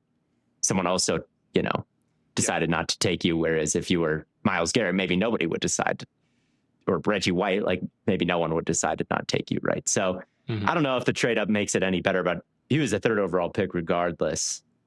So again, based on the standard we have set, I think he's a valid answer, but I wrote down Myles Garrett just because he was the first overall pick. He set such a high bar. He was pretty recent. And I mean, I texted Lance Zierlein and asked who was the best prospect he ever evaluated. And he said Garrett. Right. So I do think that makes it Garrett, but to be fair, man, Anderson is, and Chase. At first, I'll be real with you. Chase has a better argument than Anderson. He doesn't have the size issues. Now that you mentioned, I totally forgot he led college football in sacks in 2019. He was only picked behind Burrow. Yeah. We had no chance of going over. And I don't feel like there was even a discussion about who would go number 2. No. And for what it's worth, it was funny because I was looking up because Lance has been doing it for so long, and I feel like he's pretty measured. So I was like, okay. I look at Myles Garrett. NFL comparison, Julius Peppers. I'm like, right. That's who I think of when I think prototypical, freaky. Yeah. I look up Chase Young. NFL comparison, Julius Peppers. Okay. Yeah. yeah. And Chase Young Chase Young is also really, really good today. People don't understand how good Chase Young is on the Saints. He didn't get off to a banner start to his career, and he's kind of bounced around. But at the end of the day, he's been pretty productive, and he's really underrated right now. But yeah, I think I don't know, man. You might be changing my mind, Matt. I think it might have been Young. He was so good. Ohio State was so good that year too. Everything about that team was Chase. What more were you really looking for? Again, this is just one of those positions where I guess you would say in the 2010s there were I guess Chase was 2020 and Miller must have been. No, Miller was 2011, right? He was the 2011. Vaughn was 2011, yeah. Yeah. So in a 10-year stretch, you would say there's 4 generational guys or something like that, and that's not even considering the Bosas and the Mac and those type of dudes of the world either. But I don't know, man. I really think that Chase was athletic enough, was big enough, and had the production to where you would have called him a blue chip plus prospect pretty easily. I think if we want to set the bar a little lower for what generational is and understand how it's actually used versus the literal meaning, I think Chase might be the answer, but it's tough because you want it to be Garrett because he is a one-of-one physical freak, clearly beyond what Chase Young is, right? Yeah. And has now also turned into one of the greatest players of all time. So it's very easy to be him. And he was just the first overall straight up. Yeah. Maybe I should pick somebody after him because it's a bit like Calvin Johnson in 2007 where nobody has quite reached that high bar, but it doesn't mean that anybody's it doesn't mean no one will ever be generational again because they won't be as good as Calvin Johnson. Maybe that is what it is with Myles Garrett. But I just think Garrett was so big with such freaky get off and bend that I don't think that Young and Anderson had in spades quite like he did. And it's a pretty important part of being an edge. Not that it's prevented those, especially Anderson, from being a good edge. I mean, he's an A+++ run defender and bull rushers and, the defensive player of the year runner up, but runner up to Garrett, so I'll stick with Garrett. But maybe edge has a higher bar than the other positions, and that's unfair. Mm-hmm. Yeah, it definitely does. It has to. Yeah, I think, yeah. That brings us to linebacker. This one's impossible. Wow. This one's almost none. This one's almost a none for me. Wait, is it cheating if I just say it's if I just say it's like Reese or Styles. I No, mean, first off, I don't think it's cheating at all. yeah. First off, Yeah. Reese is a tough one. I think Reese is cheating actually. I think Reese is cheating because he's going to be an edge rusher. Too much pass rushing, and we're talking specifically off the ball linebacker, and maybe he does, but like I don't know. Styles, the thing about Styles is that physically he's there. Mm-hmm. Yeah. But there is a level of understanding that he was still adjusting to the position overall and getting better at working downhill, which I think he's very good. And I think he's going to end up being very good. I don't know, man. Like, there's not a lot of athletes that come around like that. To me, the guys that I had listed were Styles. Mm-hmm. Devin White was drafted high, but I don't think was quite viewed in that like level of. No, I mean, he would have been kind of the athlete, same as Arvell, right? Where it's like this guy absolutely flies and hits you like off the ball. He moves so fast and was so productive, like getting. He's and almost Reese like is the like next. that. He's almost like the next level of Styles, actually, where he was this great athlete, but he was moving from another position. But instead of it being like safety, where you're like, okay, he was moving from running back, which he played in high school. So like, I think there were some processing questions about him, even though he did go super, super high. Roquan, I considered because he was a crazy athlete and he did it for Georgia. Like, and he had the production, of course, and he was drafted really highly compared to a lot of these other guys. Again, just not many dudes who are going to be drafted super crazy. And then after that, you get to like Luke Kuechly, who is kind of a weird one where who I certainly want to pick. And you can make some pretty interesting arguments for Luke. I mean, the overall question I remember about him being, I guess, like his athleticism, but then he tested really well at the combine, or like good enough so where you couldn't point to that. Luke was a tackle machine though in college. I mean, he was at the time, in terms of total tackles between solo and assisted, just like 15 or so off of the all-time NCAA record, but he only played 3 seasons. Even now, the record is like only 50 above what he had from a guy who played 5 seasons. Luke really was a special ball hawk, sideline to sideline guy. He led the NCAA in solo tackles, or FBS Division I, I should say, 3 times out of 3. As a freshman, as a sophomore, and as a junior, and then immediately stepped in, was Defensive Rookie of the Year, and then won Defensive Player of the Year the next season after that. But I don't think that this was a well-loved selection when it happened. I think that there were some concerns about whether or not the Panthers actually needed another linebacker between Thomas Davis and John Beeson. So maybe that's too team specific. He's also picked 9th, which is, I think, good enough to qualify for this conversation at this position. I mean, Roquan was 8, Styles was 7, Devin White was maybe like 5. Devin White, I remember, was really high. Let's see. But also, he doesn't fit my like total physical freak. But Luke Kuechly was a really good athlete. He just wouldn't be considered like that level of physical specimen, I guess. But he really was a great athlete. He had great ball skills. Yeah. I'm probably letting my entire childhood skew my perception of this. I mean, but to me, he's one of the highest off-ball linebackers since 2000 ever. Kuechly to me is the cutoff, right? That is kind of where I stopped. But Roquan, I think I might lean more, but I do think Styles is interesting because it is kind of like the most recent guy, and he does kind of have the Fred Warner coverage ability of being able to really like take away an area of the field. But he hasn't played in the NFL, and so there's that also. Dude, this is the best linebacker draft ever by far. The one with Kuechly in 2012. We got Kuechly. This is the amount of points everybody got on McGinn's polls. Kuechly was first with 69 points. Next was Dante Hightower with 50 points. Next was Bobby Wagner with 19 points. Then it's Michael Kendricks, James Michael Johnson, who's a crazy sneak, and then Levante David. Like, dang, that's got to be the greatest linebacker draft. Wagner, Hightower, Kuechly, and David. That's ridiculous. It's got to be up there. That might be the 4 best linebackers of the last. Well, maybe like of pre-Warner, like from 2012 of that era, to they all were in the same draft. Yeah, that's ridiculous.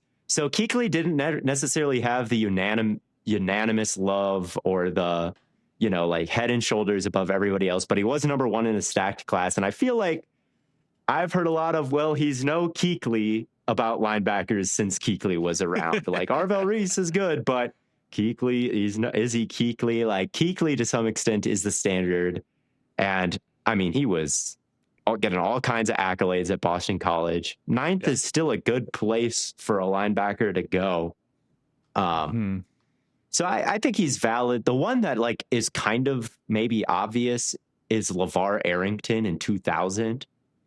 I don't know if you looked into him at all, but no, I did. He was the second overall pick, and he was super hyped. Like for really good Penn State teams, it went.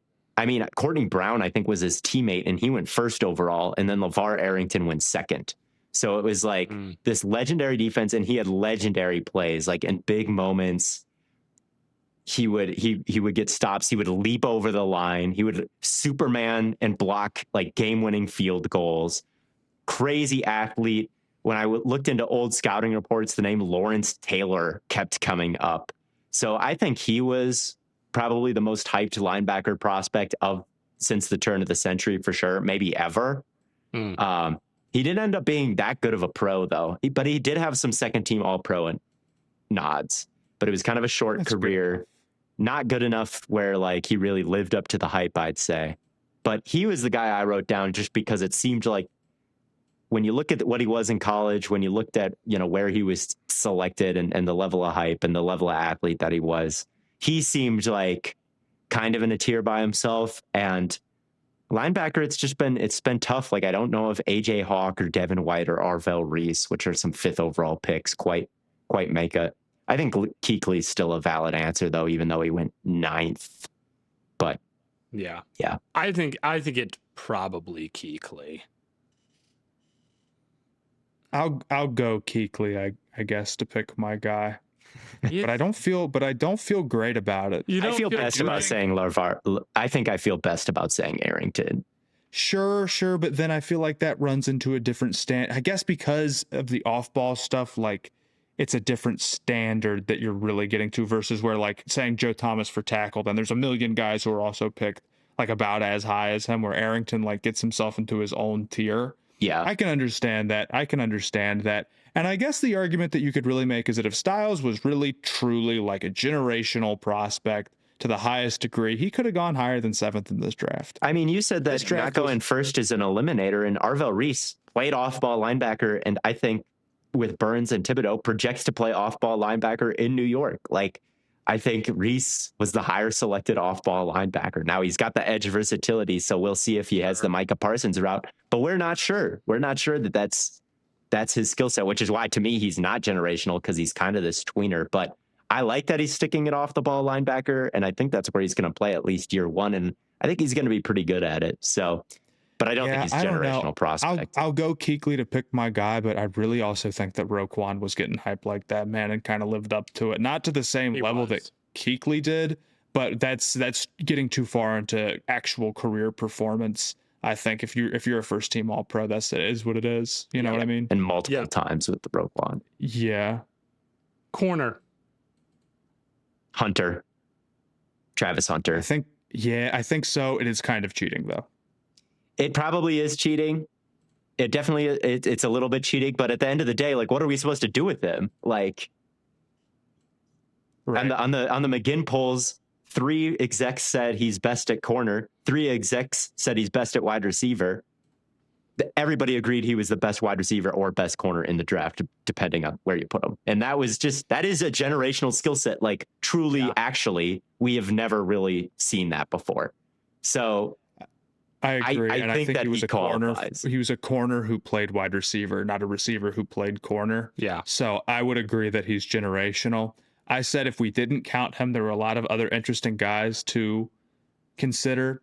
Stingley and Sauce year was fun. Sauce is, I think, Sauce was cornerback too, which eliminates him. Also, I think there were long speed concerns about him too much, and comp concerns because he wasn't power 5. I mean, I disagree with a lot of it, and I thought that he should have been corner one, and both of them ended up being so good where it's like, okay, fair enough. Yeah. With Stingley, there was injury stuff too. Yeah. Whereas Chase just like opted out. So I think that's different. Okuda, I remember thinking that was the man too. But ultimately, I think that he got too much grace for like the fluidity not being super crazy, and that's ended up with costing him. Not to say this about everybody, but I think we might have just been wrong about Okuda because it's not like anything happened to him. He just wasn't like that. But man, the thing that really boosted him is kind of like Marv, is that he was felt like the best from a long line of really good defensive backs at OSU. This is OSU gets itself in these situations. I feel like a lot when I look at the history of the draft is there's a lot of like real and maybe it's, highly selected because OSU guys that OSU has like a big fan base. Careers. Maybe it's just the fan base for Ohio State, right? Like maybe, but maybe like, I don't know, like Ohio State's defensive backs were nasty. They were like, Ward went 4, but I guess the year before he panned out. He was crazy. And Okuda was, I think was better than him. Lattimore was a really good player. Arnett got drafted too high, but that's not his fault. Eli Apple got drafted pretty high too. Shout out to Eli Apple. He stuck around. I think if it's not Hunter, corner starts to get really sketchy, but I think you can just say Hunter was a generational prospect, kind of an alien, kind of a hybrid, right? And we'll see what the NFL career kind of looks like, because so far it hasn't been very seamless trying to figure out what to do with him at all. And he's hurt, and it seems like the rehab and his timeline is still kind of up in the air. So it's not we'll see, but I know like he had as good of a ball skills at wide receiver as anybody, and could really play man. And that was just, I still think that's going to shine out. So he's a generational prospect. He really did it both ways. Yeah. He won the Thorpe and he won the Biletnikoff. Yeah. And has there ever been a number 2 drafted corner? Like, I don't think there has been outside of him. No, I think that was a surprising stat. Yeah, is that they've never drafted a corner that high, even though corners are like, people are willing to draft them highly, right? Yeah. And they traded up a first round pick to get him. So he's really one of the most expensive picks ever. Yeah. Yeah. So I thought about them. I thought about Ramsey too. I guess there were questions about his like interception production, but I was like, that is pretty nitpicky but he moved around. But Ramsey was like prototypical size and movement and was really nasty. And then before that, my hard cutoff was Pat Pete, who was elite in college, but then also ran like in the 4.3s and won the special team award, and for whatever it is for college football, I can't remember off the top of my head. Yeah, he was like the best punt returner. They probably took him off punt returning because he was too good at corner. Would be my guess. So I thought that he was kind of like this is definitely a guy where he's also doing something pretty unique on top of that. And he was a great pro and everything. Mm-hmm. Yeah, I'm into 1998. Even Charles Woodson went 4th overall. Sean Springs went 3rd. Shout out OSU. Yep. But I'm not seeing a 2nd overall defensive back since ever. So far. Right? Yeah. So. Oh, here we go. Eric Turner, 1991, Browns, UCLA. How was he? Have you ever heard of him? He played 8 years. Not disrespect. Yeah, I don't. He was in a first team All Pro. Yeah, he was 9 interceptions. Bang. There we go. Yeah, he was on that 94 team. Yeah, that's right. Okay. But he wasn't a corner, he was a safety. He was on the 94 team. So he's never a corner. So he's never so it's not no corners. No corners. I'm not seeing any corners, but there was a whatever. If there's one in the 80s, we don't count that. Yeah. We don't count. we don't count that. Any year before 91, of course. Yes, of course. Of course. That brings us to safety. Safeties, is that the last one? Hamilton, my heart says Hamilton because I thought he was generational, and then he walked into the league and he was like the best safety of the era. So like, yeah, I think he was always a generational prospect that got overthought, but so many people passed on him that is he still generational? Just drafted too low. You can't be 14, man. I don't know. He's the best. He had long speed concerns. They were wrong. It doesn't, but that's the thing where you're like, this is just too much. He was my guy. No, it's not even. It's like they were wrong in college. Like he's making the plays. I just like. I don't know. They were wrong. They were wrong, and he was generation. Like he should have gone like 5th overall or 4th overall. Yes. But can you be a generational prospect if like so many people pass on you, even if they're wrong? Yeah.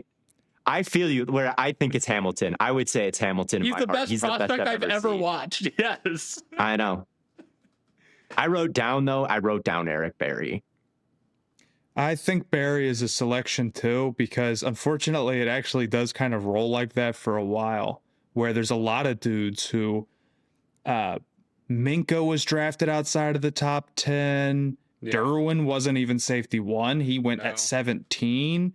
And I always misremember Derwin being the guy who's drafted like where Jamal Adams was. But Derwin was like this crazy, versatile, wild athlete who then immediately came into the NFL, was awesome too. He was first team All-Pro his first year as well. Yeah. But he had injury issues that did catch up with him, I guess. So they got that. Jamal Adams was drafted like within the top 10 very highly. But I think that there were some like, I think there were some movement concerns that he was maybe a little big, but it came with the fluidity cost. Caleb Downs, obviously, very recently, your guy Theo, but just too small, I think, and too many people passed on him to be that guy. But here's the thing, Eric Berry is also not that big, but Downs never got the like plus athlete, like crazy athlete stuff that maybe isn't fair, but between that and not having a lot of production on the ball and not being a top 10 pick, it's probably one too many things. Although nobody gets the like good early in their career boost quite the way that Caleb Downs does. I mean, Jesus, he was so good as a true freshman. So I can see your case. It just kind of broke poorly. Barry is the first guy you get to where it's like, all right, so this guy was nasty and he was a crazy athlete and his production was good and he was drafted 5th overall. Yes. But even then, at the time, when Barry was drafted, if we were doing this episode, first off, we would have been like 8. So it wouldn't have gotten very many views. It wouldn't have been very good content. Second off, Sean Taylor probably would have been the guy we point to and say, well, he's no Sean Taylor, because well, as good as Barry was, Taylor was for this like ultimately legendary team, and he was 230 pounds with 10 interceptions in 2003. And then he also did immediately come into the league and was lighting it on fire. So I think, again, by the judgment of like, well, do we want to say that this dude before him was even better, so it doesn't count? It's like, no, it shouldn't work like that. I also had Eric Berry, but Taylor was really, really special. Yeah, I think Eric Berry benefits just due to him being more recent than Sean Taylor. So I don't even have to worry about Sean Taylor, because Eric Berry qualifies as a 5th overall pick. And I watched probably like 25 minutes of Eric Berry highlights before this show, and they were sick. I mean, he led the SEC in interception return yards in 2007 with 222. And then he did it again in 2008, 265 return yards, 12 interceptions in those 2 years. And he still had another year to go in 2009. He only had 2 interceptions. I'm guessing they weren't throwing it his way very much after those 2 seasons. He could hit. He was super fast. He played some corner, especially as a freshman. I saw, like, I know you said this, Matt, earlier, and it's true. Whereas if you start to get into the really old NFL.com archives, they kind of just punt on some of these weaknesses sections. Barry is one of them where they're like, yeah, we just don't really have much to say. But I'm like, what can you say? This guy has the hardest hits. He's returning interceptions like crazy. He's great in coverage. Like, he's great blitzing, great tackling, crazy sideline to sideline speed. Like, Eric Berry checks every box. And I do think Kyle Hamilton should have gone 5th overall like Eric Berry did. I really do. So I don't think it's a bad thing to say. I'm sticking with Hamilton. Stick with Hamilton. Truly do it. His rank on the consensus big board, which like doesn't necessarily account for the way teams viewed him, obviously. Yeah. But people viewed him on social media, fair. But he was like top 5 in the consensus big board for 3 months and then randomly drops to 9. Because of the combine. Because don't care. but we don't have to pretend like we don't know what happened to Kyle Hamilton. Yeah, but like he ran like a 4.6 at the combine, and people said that's not gonna, like, that's just too much to overcome. And it's like, don't get me wrong, the correct take at the time was that Hamilton moves fine on tape. 40 time is just a 40 time, and it's really instincts that make a safety good, and really that's what determines their range as much as their athleticism done. Yeah. has, and he's got great size, so you're still getting a pretty interesting physical piece. And if you had said that all the time, which I know for a fact that you two boys were pounding the table for that, then like, yeah, you would have been totally right. But I do think if there's a big knock on you, maybe that does make it so where it's tough to put the generational label on you. Yeah, 14th overall is just Such a well-defined one. Yeah. When there's a safety like Barry taken 5th and you're taking 14th, I just thought like, look, Kyle Hamilton, people were wrong on him, but I'm looking for guys who check every box. That's what makes you generational. Sure. Like everybody knew you were that guy in college. You get drafted as high as just about anybody else has ever been taken at your position, and then you come into the league and you're at least a good player, or a second team All Pro like LeVar Arrington and Kyle Pitts, second team All Pros, right? That's disappointing for a generational, but it's still second team All Pro. And maybe that's partly because of how good of a prospects they were. I don't know, but Anyway, Barry checks everybody. He's the most recent guy to check every single box. So I just went with him, but I do think Hamilton should have been drafted higher, obviously. Yeah, obviously. So kicker and punter, you guys. I didn't do this. I did not do this. I did. Yes, let's go. Shout out, Matt. Okay, so kicker, Sebastian Janikowski, Chase Mack. right? Oh, not Chase. It really depends. If we're talking about needing to be good in the NFL, then Janikowski is a good shout. There's only 3 guys who have been drafted in the top 2 rounds since 2000 as a kicker. It's him. Did he know the first overall or first round? Yes, he did. Yes, he did. Who was the? I had this pulled up. I don't have it pulled up. There's one you probably won't get. Don't look it up. No, I think question. Is it? No, this is. These are my punter guys. Never mind. You're looking it up. No, I'm not. I have my tabs. It's Janikowski and Roberto Aguayo. Yes. Oh, okay. Yes. And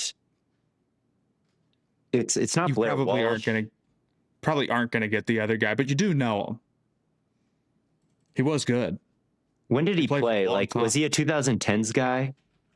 Yeah, he played in the 2010s. He was drafted in 2005. 2005. He played up until 2020. Played forever. 2005 to 2020. That doesn't even feel that long for a kicker, which is crazy. Yeah, I guess that's true. I don't know. It's Mike Nugent. I would not have guessed Mike Nugent.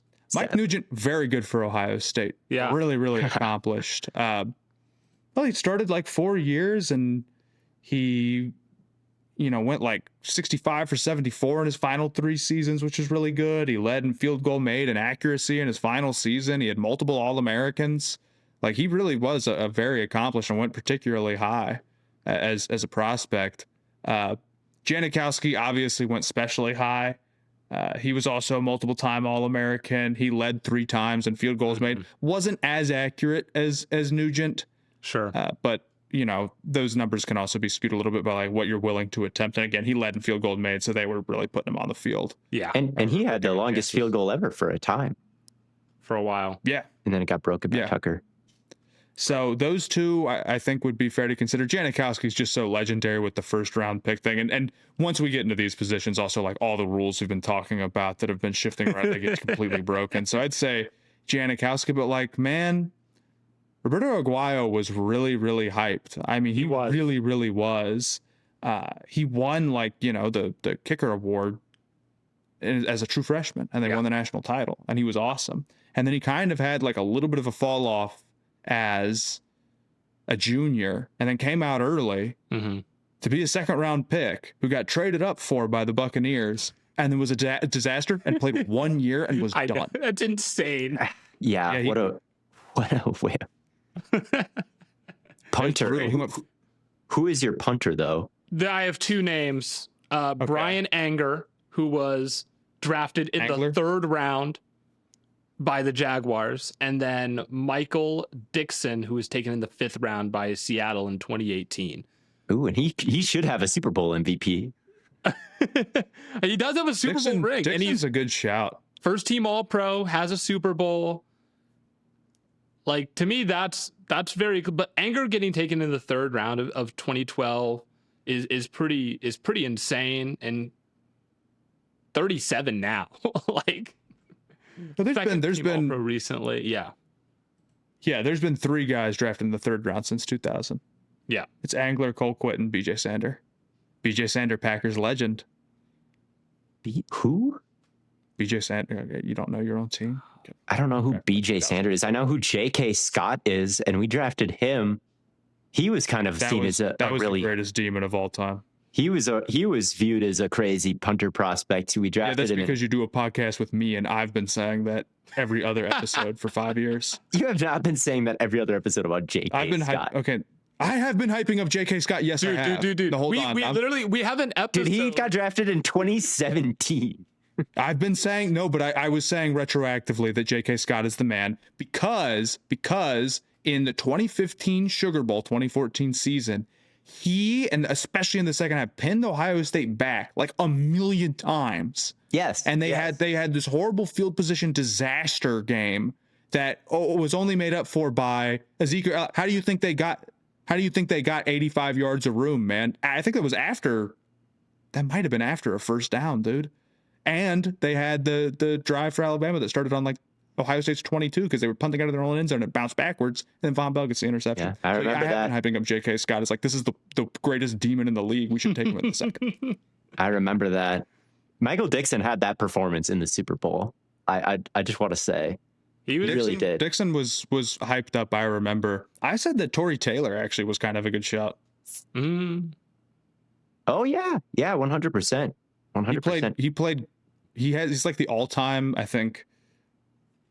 He's the highest career punting average, most punting yards in a season, which granted you have to play for Iowa to maybe get something like that done, but still. Yeah. He was like great every year in college and won the Ray Guy. I mean, he was a 4th round pick, and I understand there's other guys who were 3rd, but I think that starts to get down into like you kind of need one team to be out there who's willing to do the whole punter thing rather than like an actual evaluation of who you are as a player. You know what I mean? Yeah. I need to get Victoria Zeller's scouting report because she actually has punter opinions. She's like, oh, the hang time's not good enough with like he's a merchant. He's like a line drive merchant with some of these punters. I'm not really tapped into the punter tape like she is. So I'll have to text her and see what her opinion is. I didn't consider Dixon because of draft position. I was just like, who's 3rd, who's 4th? And I was like, oh, Taylor. I remember the conversation around Taylor being like, who's going to be the team to take like the really good punter? Like who's just going to like solve their punter thing. It's like, how high are you going to be willing to do that? But Dixon was also hyped, and rightfully so, and has really lived up to it. So absolutely, he might be a good pull too. Yeah. I don't know. I don't know who I want to actually settle on here. Maybe I'll go Dixon just because they just won the Super Bowl, and I think he's the most recent guy, obviously. So it is Anger. I thought it was Angler. I can't lie. Oh, were you saying Angler? I thought it was Angler. Oh, I thought I wasn't even hearing it. No, but yeah, Brian Angler was 2012 3rd round, and I mean he's got the longevity and everything. Like he could be the answer here, but I'll take Dixon. Well, that might just be their NFL career. I feel like you're just judging NFL careers now, though. Yeah, no, you're right. You're right. I don't want to judge NFL career too hard there. I don't want to get on your picking a generational punter process. I'll say Tory Taylor just because my dad texted me and he said, I always got this demon punter that's like killing Minnesota right now. And that text made him a generational punter in my mind. I don't know if it's very fair. Who I didn't say this for, Khalil Mack. I think it was at Oh the my game. God. His Ohio State game is legendary. Yeah. Yes. And my dad was like, who is this from Buffalo? And he was like, we're getting killed by this guy from Buffalo. And then the draft comes around. It's like, they should draft that guy. Just get that guy. That guy's obviously crazy. Yeah. He's right. Yeah. So he gets like the dad. He gets the generational dad. He gets the dad wisdom bump, but there's just too many edges. Yeah, there are. So we have one more thing we want to do before we I do want to do this. I think we have to do it. We have to do it. I spent so much time talking to my girlfriend about this. Matt, this was your idea. The best things about being a kid draft. Mm-hmm. That How many text rounds killing. do we want to go? I think 3. Just 3. We pick 3 things each. Okay. A grid All of right, 3 by fine 3. with that. I don't. Blaiden, do you want the first pick? I don't know if I want the first pick, but like, I think I have. I want you Sure. to have the first pick because I wanted to know more than to draft anything. I wanted to know what your number one, what a 1 was. I have to agree. Okay. See, the problem is I don't even know if I know what my 101 is, but I think it's I don't know. I have 5 things written down that I feel comfortable taking. And I think at number 1, I will take the extended breaks from responsibility. So summer break, winter break. I'm not going to include snow days in that. I think that's a different categorization. But any sort, like, you get effectively 3 months out of the year where No responsibilities. like nothing that you really have to do at all, right? because here's the thing: the no responsibilities tag is a total cop out. Like, you have responsibilities as a kid to like be in school Sure. and stuff, right? And also the responsibilities that you have as an adult also come with way more freedom that you didn't have as a kid, right? Way more autonomy that you didn't have as a kid. So I'm like Googling this to see what other people are saying. That's like number 1 on everyone's list. Oh, you get less pressure of the world. It's like, sure, but you can also just do more stuff as an adult. And I think that like completely wipes that part away for me. But I think the extended breaks from your responsibilities is a massive benefit of being a kid that you don't get as an adult unless you're like a teacher or you work in some special field where you get those breaks. So that's my like 101. Summer break, Christmas break, spring break. Yeah, I think we can. I'm not going to be too picky about. Yeah, I think that's good. I think that's a solid pick. Now, what I would have gone with, Matt, I want to give you the second. I want to give you. No, you got to go second. You got a second if you got to say something that you want to go with. Okay, my number 1 by far, imagination. Imagination. Okay. Yes. No, you can have imagination now. Not like when you're a kid, man. Not like when you're a kid at all. I feel like as a kid, give me like I spend hours like just with a piece of paper drawing maps of make-believe lands or drawing creatures of make-believe lands. I had like a binder of like all the flora and fauna from this place that I created. That's really cool. There was a house next to me that was abandoned and like taken by the bank. And like I could entertain myself for hours with just like my mind and going outside and feeling like I'm in, my own world with villains and heroes, and I'm the hero, and my baseball bat is a sword. Dungeons and Dragons. I have not. I guess that is a place where you can still flex it as an adult, and you can. Right. I think I use my imagination a lot, like in my job, and do it at a like I'll like. You write music, right? So maybe it just changes. What I'm saying. Like I would argue that I am a more creative person, like especially musically. I'm a more creative person now because I know more, and I know that there's more things that I can do, right? Like having the knowledge, I think, opens up your imagination more.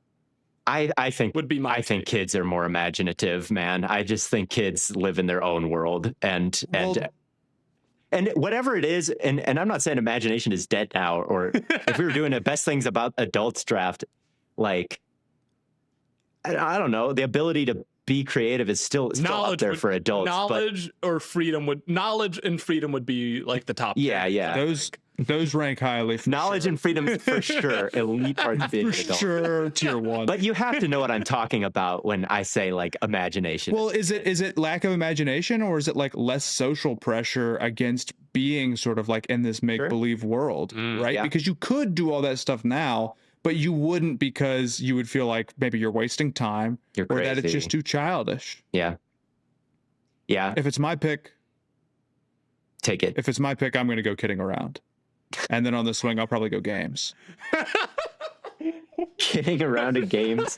Do you think that speaks for itself, or do you think, or is there anything you want to expand upon? Kidding around definitely speaks for itself. Games? Oh, man. Kidding around, I guess, kind of is a joke, right? That's honestly what made me think about this. I was thinking, like, best parts about being a kid, got to be kidding around. Kidding.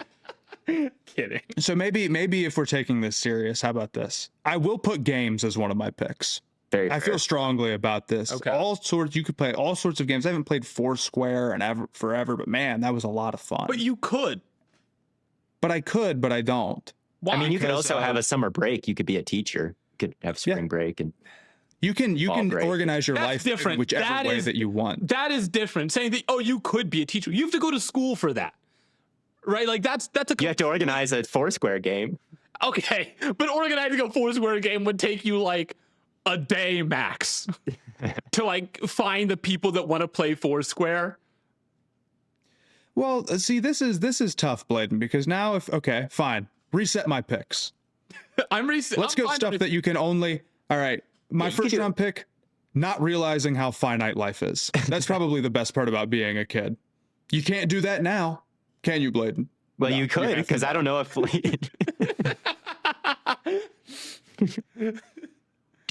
not realizing how I don't know if finite bro life does is. realize how finite. That's got to be one of the most fire parts about being a kid. But Yeah. I guess my critique with that, because I've seen this also, right, is like, or it's not necessarily, it's that in combination with like people talk about how time moves slower as a kid, right? And it's like everything's new, everything's fresh and whatnot. My concern with that is it's more, number one, it's more of a knock on being an adult, is that like, oh, you now recognize this thing. But I don't know. And Sophia brought this up, is I don't know if something that's just like bad about being an adult is good about being a kid. I think games is a very valid answer. I think because, games is fine. Because but- like, we had a group of neighborhood kids who would knock on our door and they'd say, "Do you want to play night games?" And we'd go to the park and we'd all play fucking whatever night you But games. is that, night but is that games or is that being in close proximity to your friends? You could do that now. Yeah, See, this is BS. I think you're taking think this it too is. far, Blaiden. You can do everything told that you you, did I as a texted kid you as an guys. adult. You can That's like, my it's the point. off season for us right now. I mean, we still got a podcast. Well, You I- can do, it's not this simple, but you can kind of like structure your life however you want on some level. yeah, okay, there's but only a that's- teachers handful of still get things. large breaks. Teachers still get Yes, spring but break off. that is an extreme life organization that you have to do in order to get And that. college Okay, kids but are you can adults and they still do still it. get there are 18-year-olds who Yeah. are in college That's fair. and they get time off. It's not perfectly inherent to being a kid what your schedule is. Like, it's perfectly inherent. But it's still a valid pick for you. But like games is a valid pick for Matt, I feel like, because I understand. I'm not even going games. I'm taking it serious. Now, what I was gonna do is just pick kidding around and horseplay and goofing off and just things that kept meaning the same thing over and over is what my game plan I was. told but you now I'm guys, too I texted invested. you guys, I overthought the hell out of this. right. Okay, Games could I'm- be I'm recess. Games could be gym class. I'm not even taking game. You can have games. Give me not realizing that life is finite. Okay. That's fire. Time with parents. That's a Yeah. great Taking time pick. with parents That is over a great games. pick, Matt. If you have great parents, yes. For some people, that All might right, be a I'm negative. taking time with my parents specifically. Not There we go. Shout out That's if you fair. remember, Matt picked his parents as number one in the That's- superhero draft all those years ago. That was an all-time. That was an all-time selection. I've got imagination. I'm gonna take friends at school next. Being able to see your friends at school every single day is Yeah. awesome for so many years. Riding the bus with Griffin Rod and like Anders Koenig, being in fourth grade with Sam Nelson and Joe Gatzloff, being in third grade with Nice. Reed Roney and Joe Gatzloff. Come on, Shout shout out out these Mrs. people. Spitzak, shout out Mrs. Har. Yeah, just being able to shape your sense of humor and to shape, like, I don't know, like everything about going forward with your friends every day at school is elite about being a kid. Yeah. Like maybe even better. Like looking back, it might even be better than summer break is being able to see your friends at school every day. It didn't feel that way as a kid. Obviously, you're looking forward to summer, but low key being in school and seeing your friends every single day, it might actually clear summer vacation in the end. Maybe I can see that.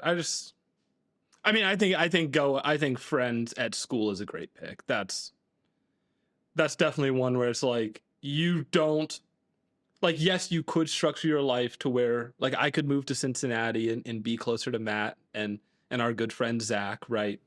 But it's different to where like you oftentimes meet your friends at school and then you see them every day and you get to plan things to do after. Like I think that is a very strong selection.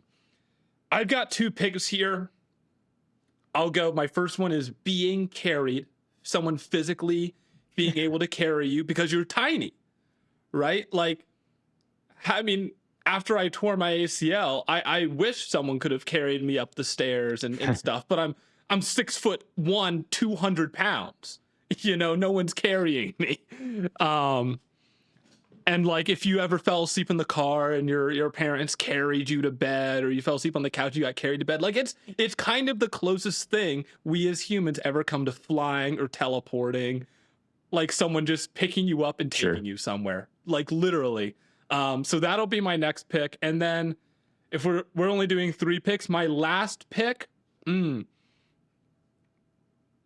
really like doing things in the car. That's one that I'm thinking about a lot, which is like, you know, being able to sit in the back seat with your DS or a book or something. But my only caveat is that you could take an Uber or you could have public transportation and still sort of participate in these things. So maybe the pick that I should take is having major life milestones or a lot of major life milestones to look forward to, like turning 10 where you hit double digits, 13 you're a teenager, 16 you can learn how to drive, 18 you're a legal adult, you can vote, 21's your drinking age. Well, 18 right. years over. Once you get 18 it's like obvious, but even if you're like, maybe you're 12, you might be looking forward to turning 21. I could see that as still being in the view there. So that might be, I think, the pick that I'd take is just having these like major life milestones all within like a decade of each other. As opposed to now, it's like you're 25, you hit a quarter century, your frontal lobe is developed. Congratulations. You hit 50, 75, and then the other things are like you get married or you have kids. And so everything's very spaced out. And oftentimes the milestones that you're hitting are now ones that you have to like decide and go out and create for yourself, as opposed to like, these things are coming, right? 10, 13, 16, 18 are all coming and you're really excited for those. So that'll be my last pick, is milestones to look forward to. All right, my last pick, I'm going to take roughhousing.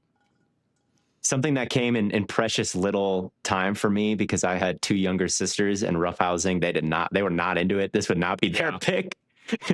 At 8, roughhousing would not be their pick. I was kind of anti-roughhousing too. They're low on roughhousing. Low on roughhousing. They do not think roughhousing is a generational prospect. But there's something about just getting physical as a kid, tackling each other. We used to play King of the Hill on a big snow pile and pushing each other off. I don't know. With my little cousins, I could kind of throw them around because I was the oldest and they actually wanted to do it. Those were the highlights of my year as a kid, when I actually got the opportunity to like fight with somebody. We had Halloween parties every year, and all my friends would go down into the basement and we'd put on football helmets and we would just kill each other. And it was the best part of being a kid, was the Halloween party where we all play football in the basement and I get tackled into the heater and dent it, and it's sick. I loved roughhousing. It came in too few and far between of doses for me, and maybe it's not all that. If I was a youngest sibling, I would probably feel a little bit differently about it. I don't know, but I really liked hitting somebody in tag. I wasn't very good at it. I was really skinny, but I enjoyed it. So I'm going roughhousing.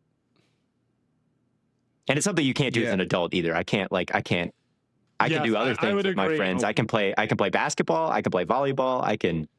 But you can't rough. I can pass it to them, but I cannot. Next time, I cannot hit them. I cannot push them. I cannot wrap around their leg and gator roll. That's assault. Any of that? Yep.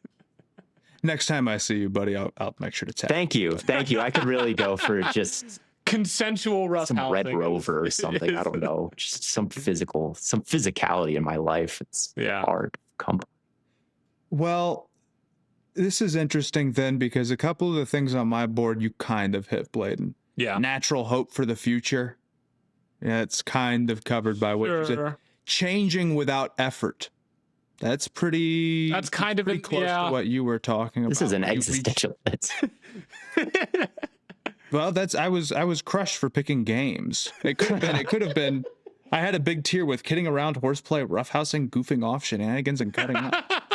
I would have been glad to go 10 rounds with you guys and selecting all those, but instead I'll go games. Okay. Yeah. With the final pick games there. are sweet. Yeah. If you get video games too, ooh, I think you do. Okay. Then I definitely. Yeah. Well, spending a lot of time playing Xbox on Xbox Live. Yeah, that's pretty good. Come on, I wasn't now. necessarily confined to just childhood. Yeah. Although none of these things are necessary. None of these things have to be. That's why I tried to confine it as much to childhood as humanly possible, because so many of these things I'm like, I can do this now. Even your last one isn't confined to childhood.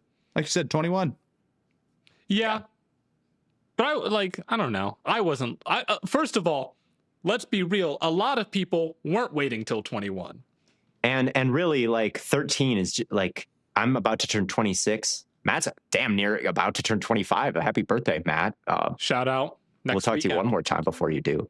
Yeah. Turning 25 is really not that different than turning 13. It just feels a little bit different because everybody says, you're a teen. How does it feel to be a teen? And you're like, That's my dad. That's one of my dad's classics. Like, do you feel any different? No. From 14, I say no, Dad. One of my favorite YouTube series of all time is ASDF movie from Tomska back in the day, and one of my favorite bits of that was, what'd you get for your birthday? I got older, and then he turns into an old man and dies. And it's a great bit. Those were classics. ASDF. They were classics. So. Yeah, I don't know. I tried to keep it as confined to childhood as humanly possible. I know I overthought this way too much because I knew coming in, I'm like, Matt is talking about games and goofing around and stuff. But I'm like, I can play games now. Matt is just talking about the same vague idea rephrased 8 times. And are games generational, guys? I think they are, because you can play them as a kid and you can play them as an adult. I got a TikTok comment when I talked about Wembanyama's elbow that was literally a link to the dictionary definition of revenge. I was like, all right, you guys have actual links to the dictionary here. Wait, can you post links now in TikTok comments? I guess so, because I got a link to Merriam-Webster's. Like you could tap on the link of revenge. I don't. And it opened? Maybe. Oh, it was. I just remember seeing the Merriam-Webster revenge. Okay. Fair enough. I think. In fact, I don't even think it was a hyperlink. I think he expected us to like copy and paste it or type it. Okay, yeah, that's what I was like. Like, I'm not doing that, bro. I know what revenge is. Sending someone the dictionary definition of revenge TikTok comment. That's funny. But I think that'll do it. Semantic NBA debate. I think that'll do it for Least Semantic NBA debate. Thank you all so much for tuning in to another episode of Stay Hot. It's been a blast hanging with these fellas, and as always, until next time, we will catch you on the flippity flop.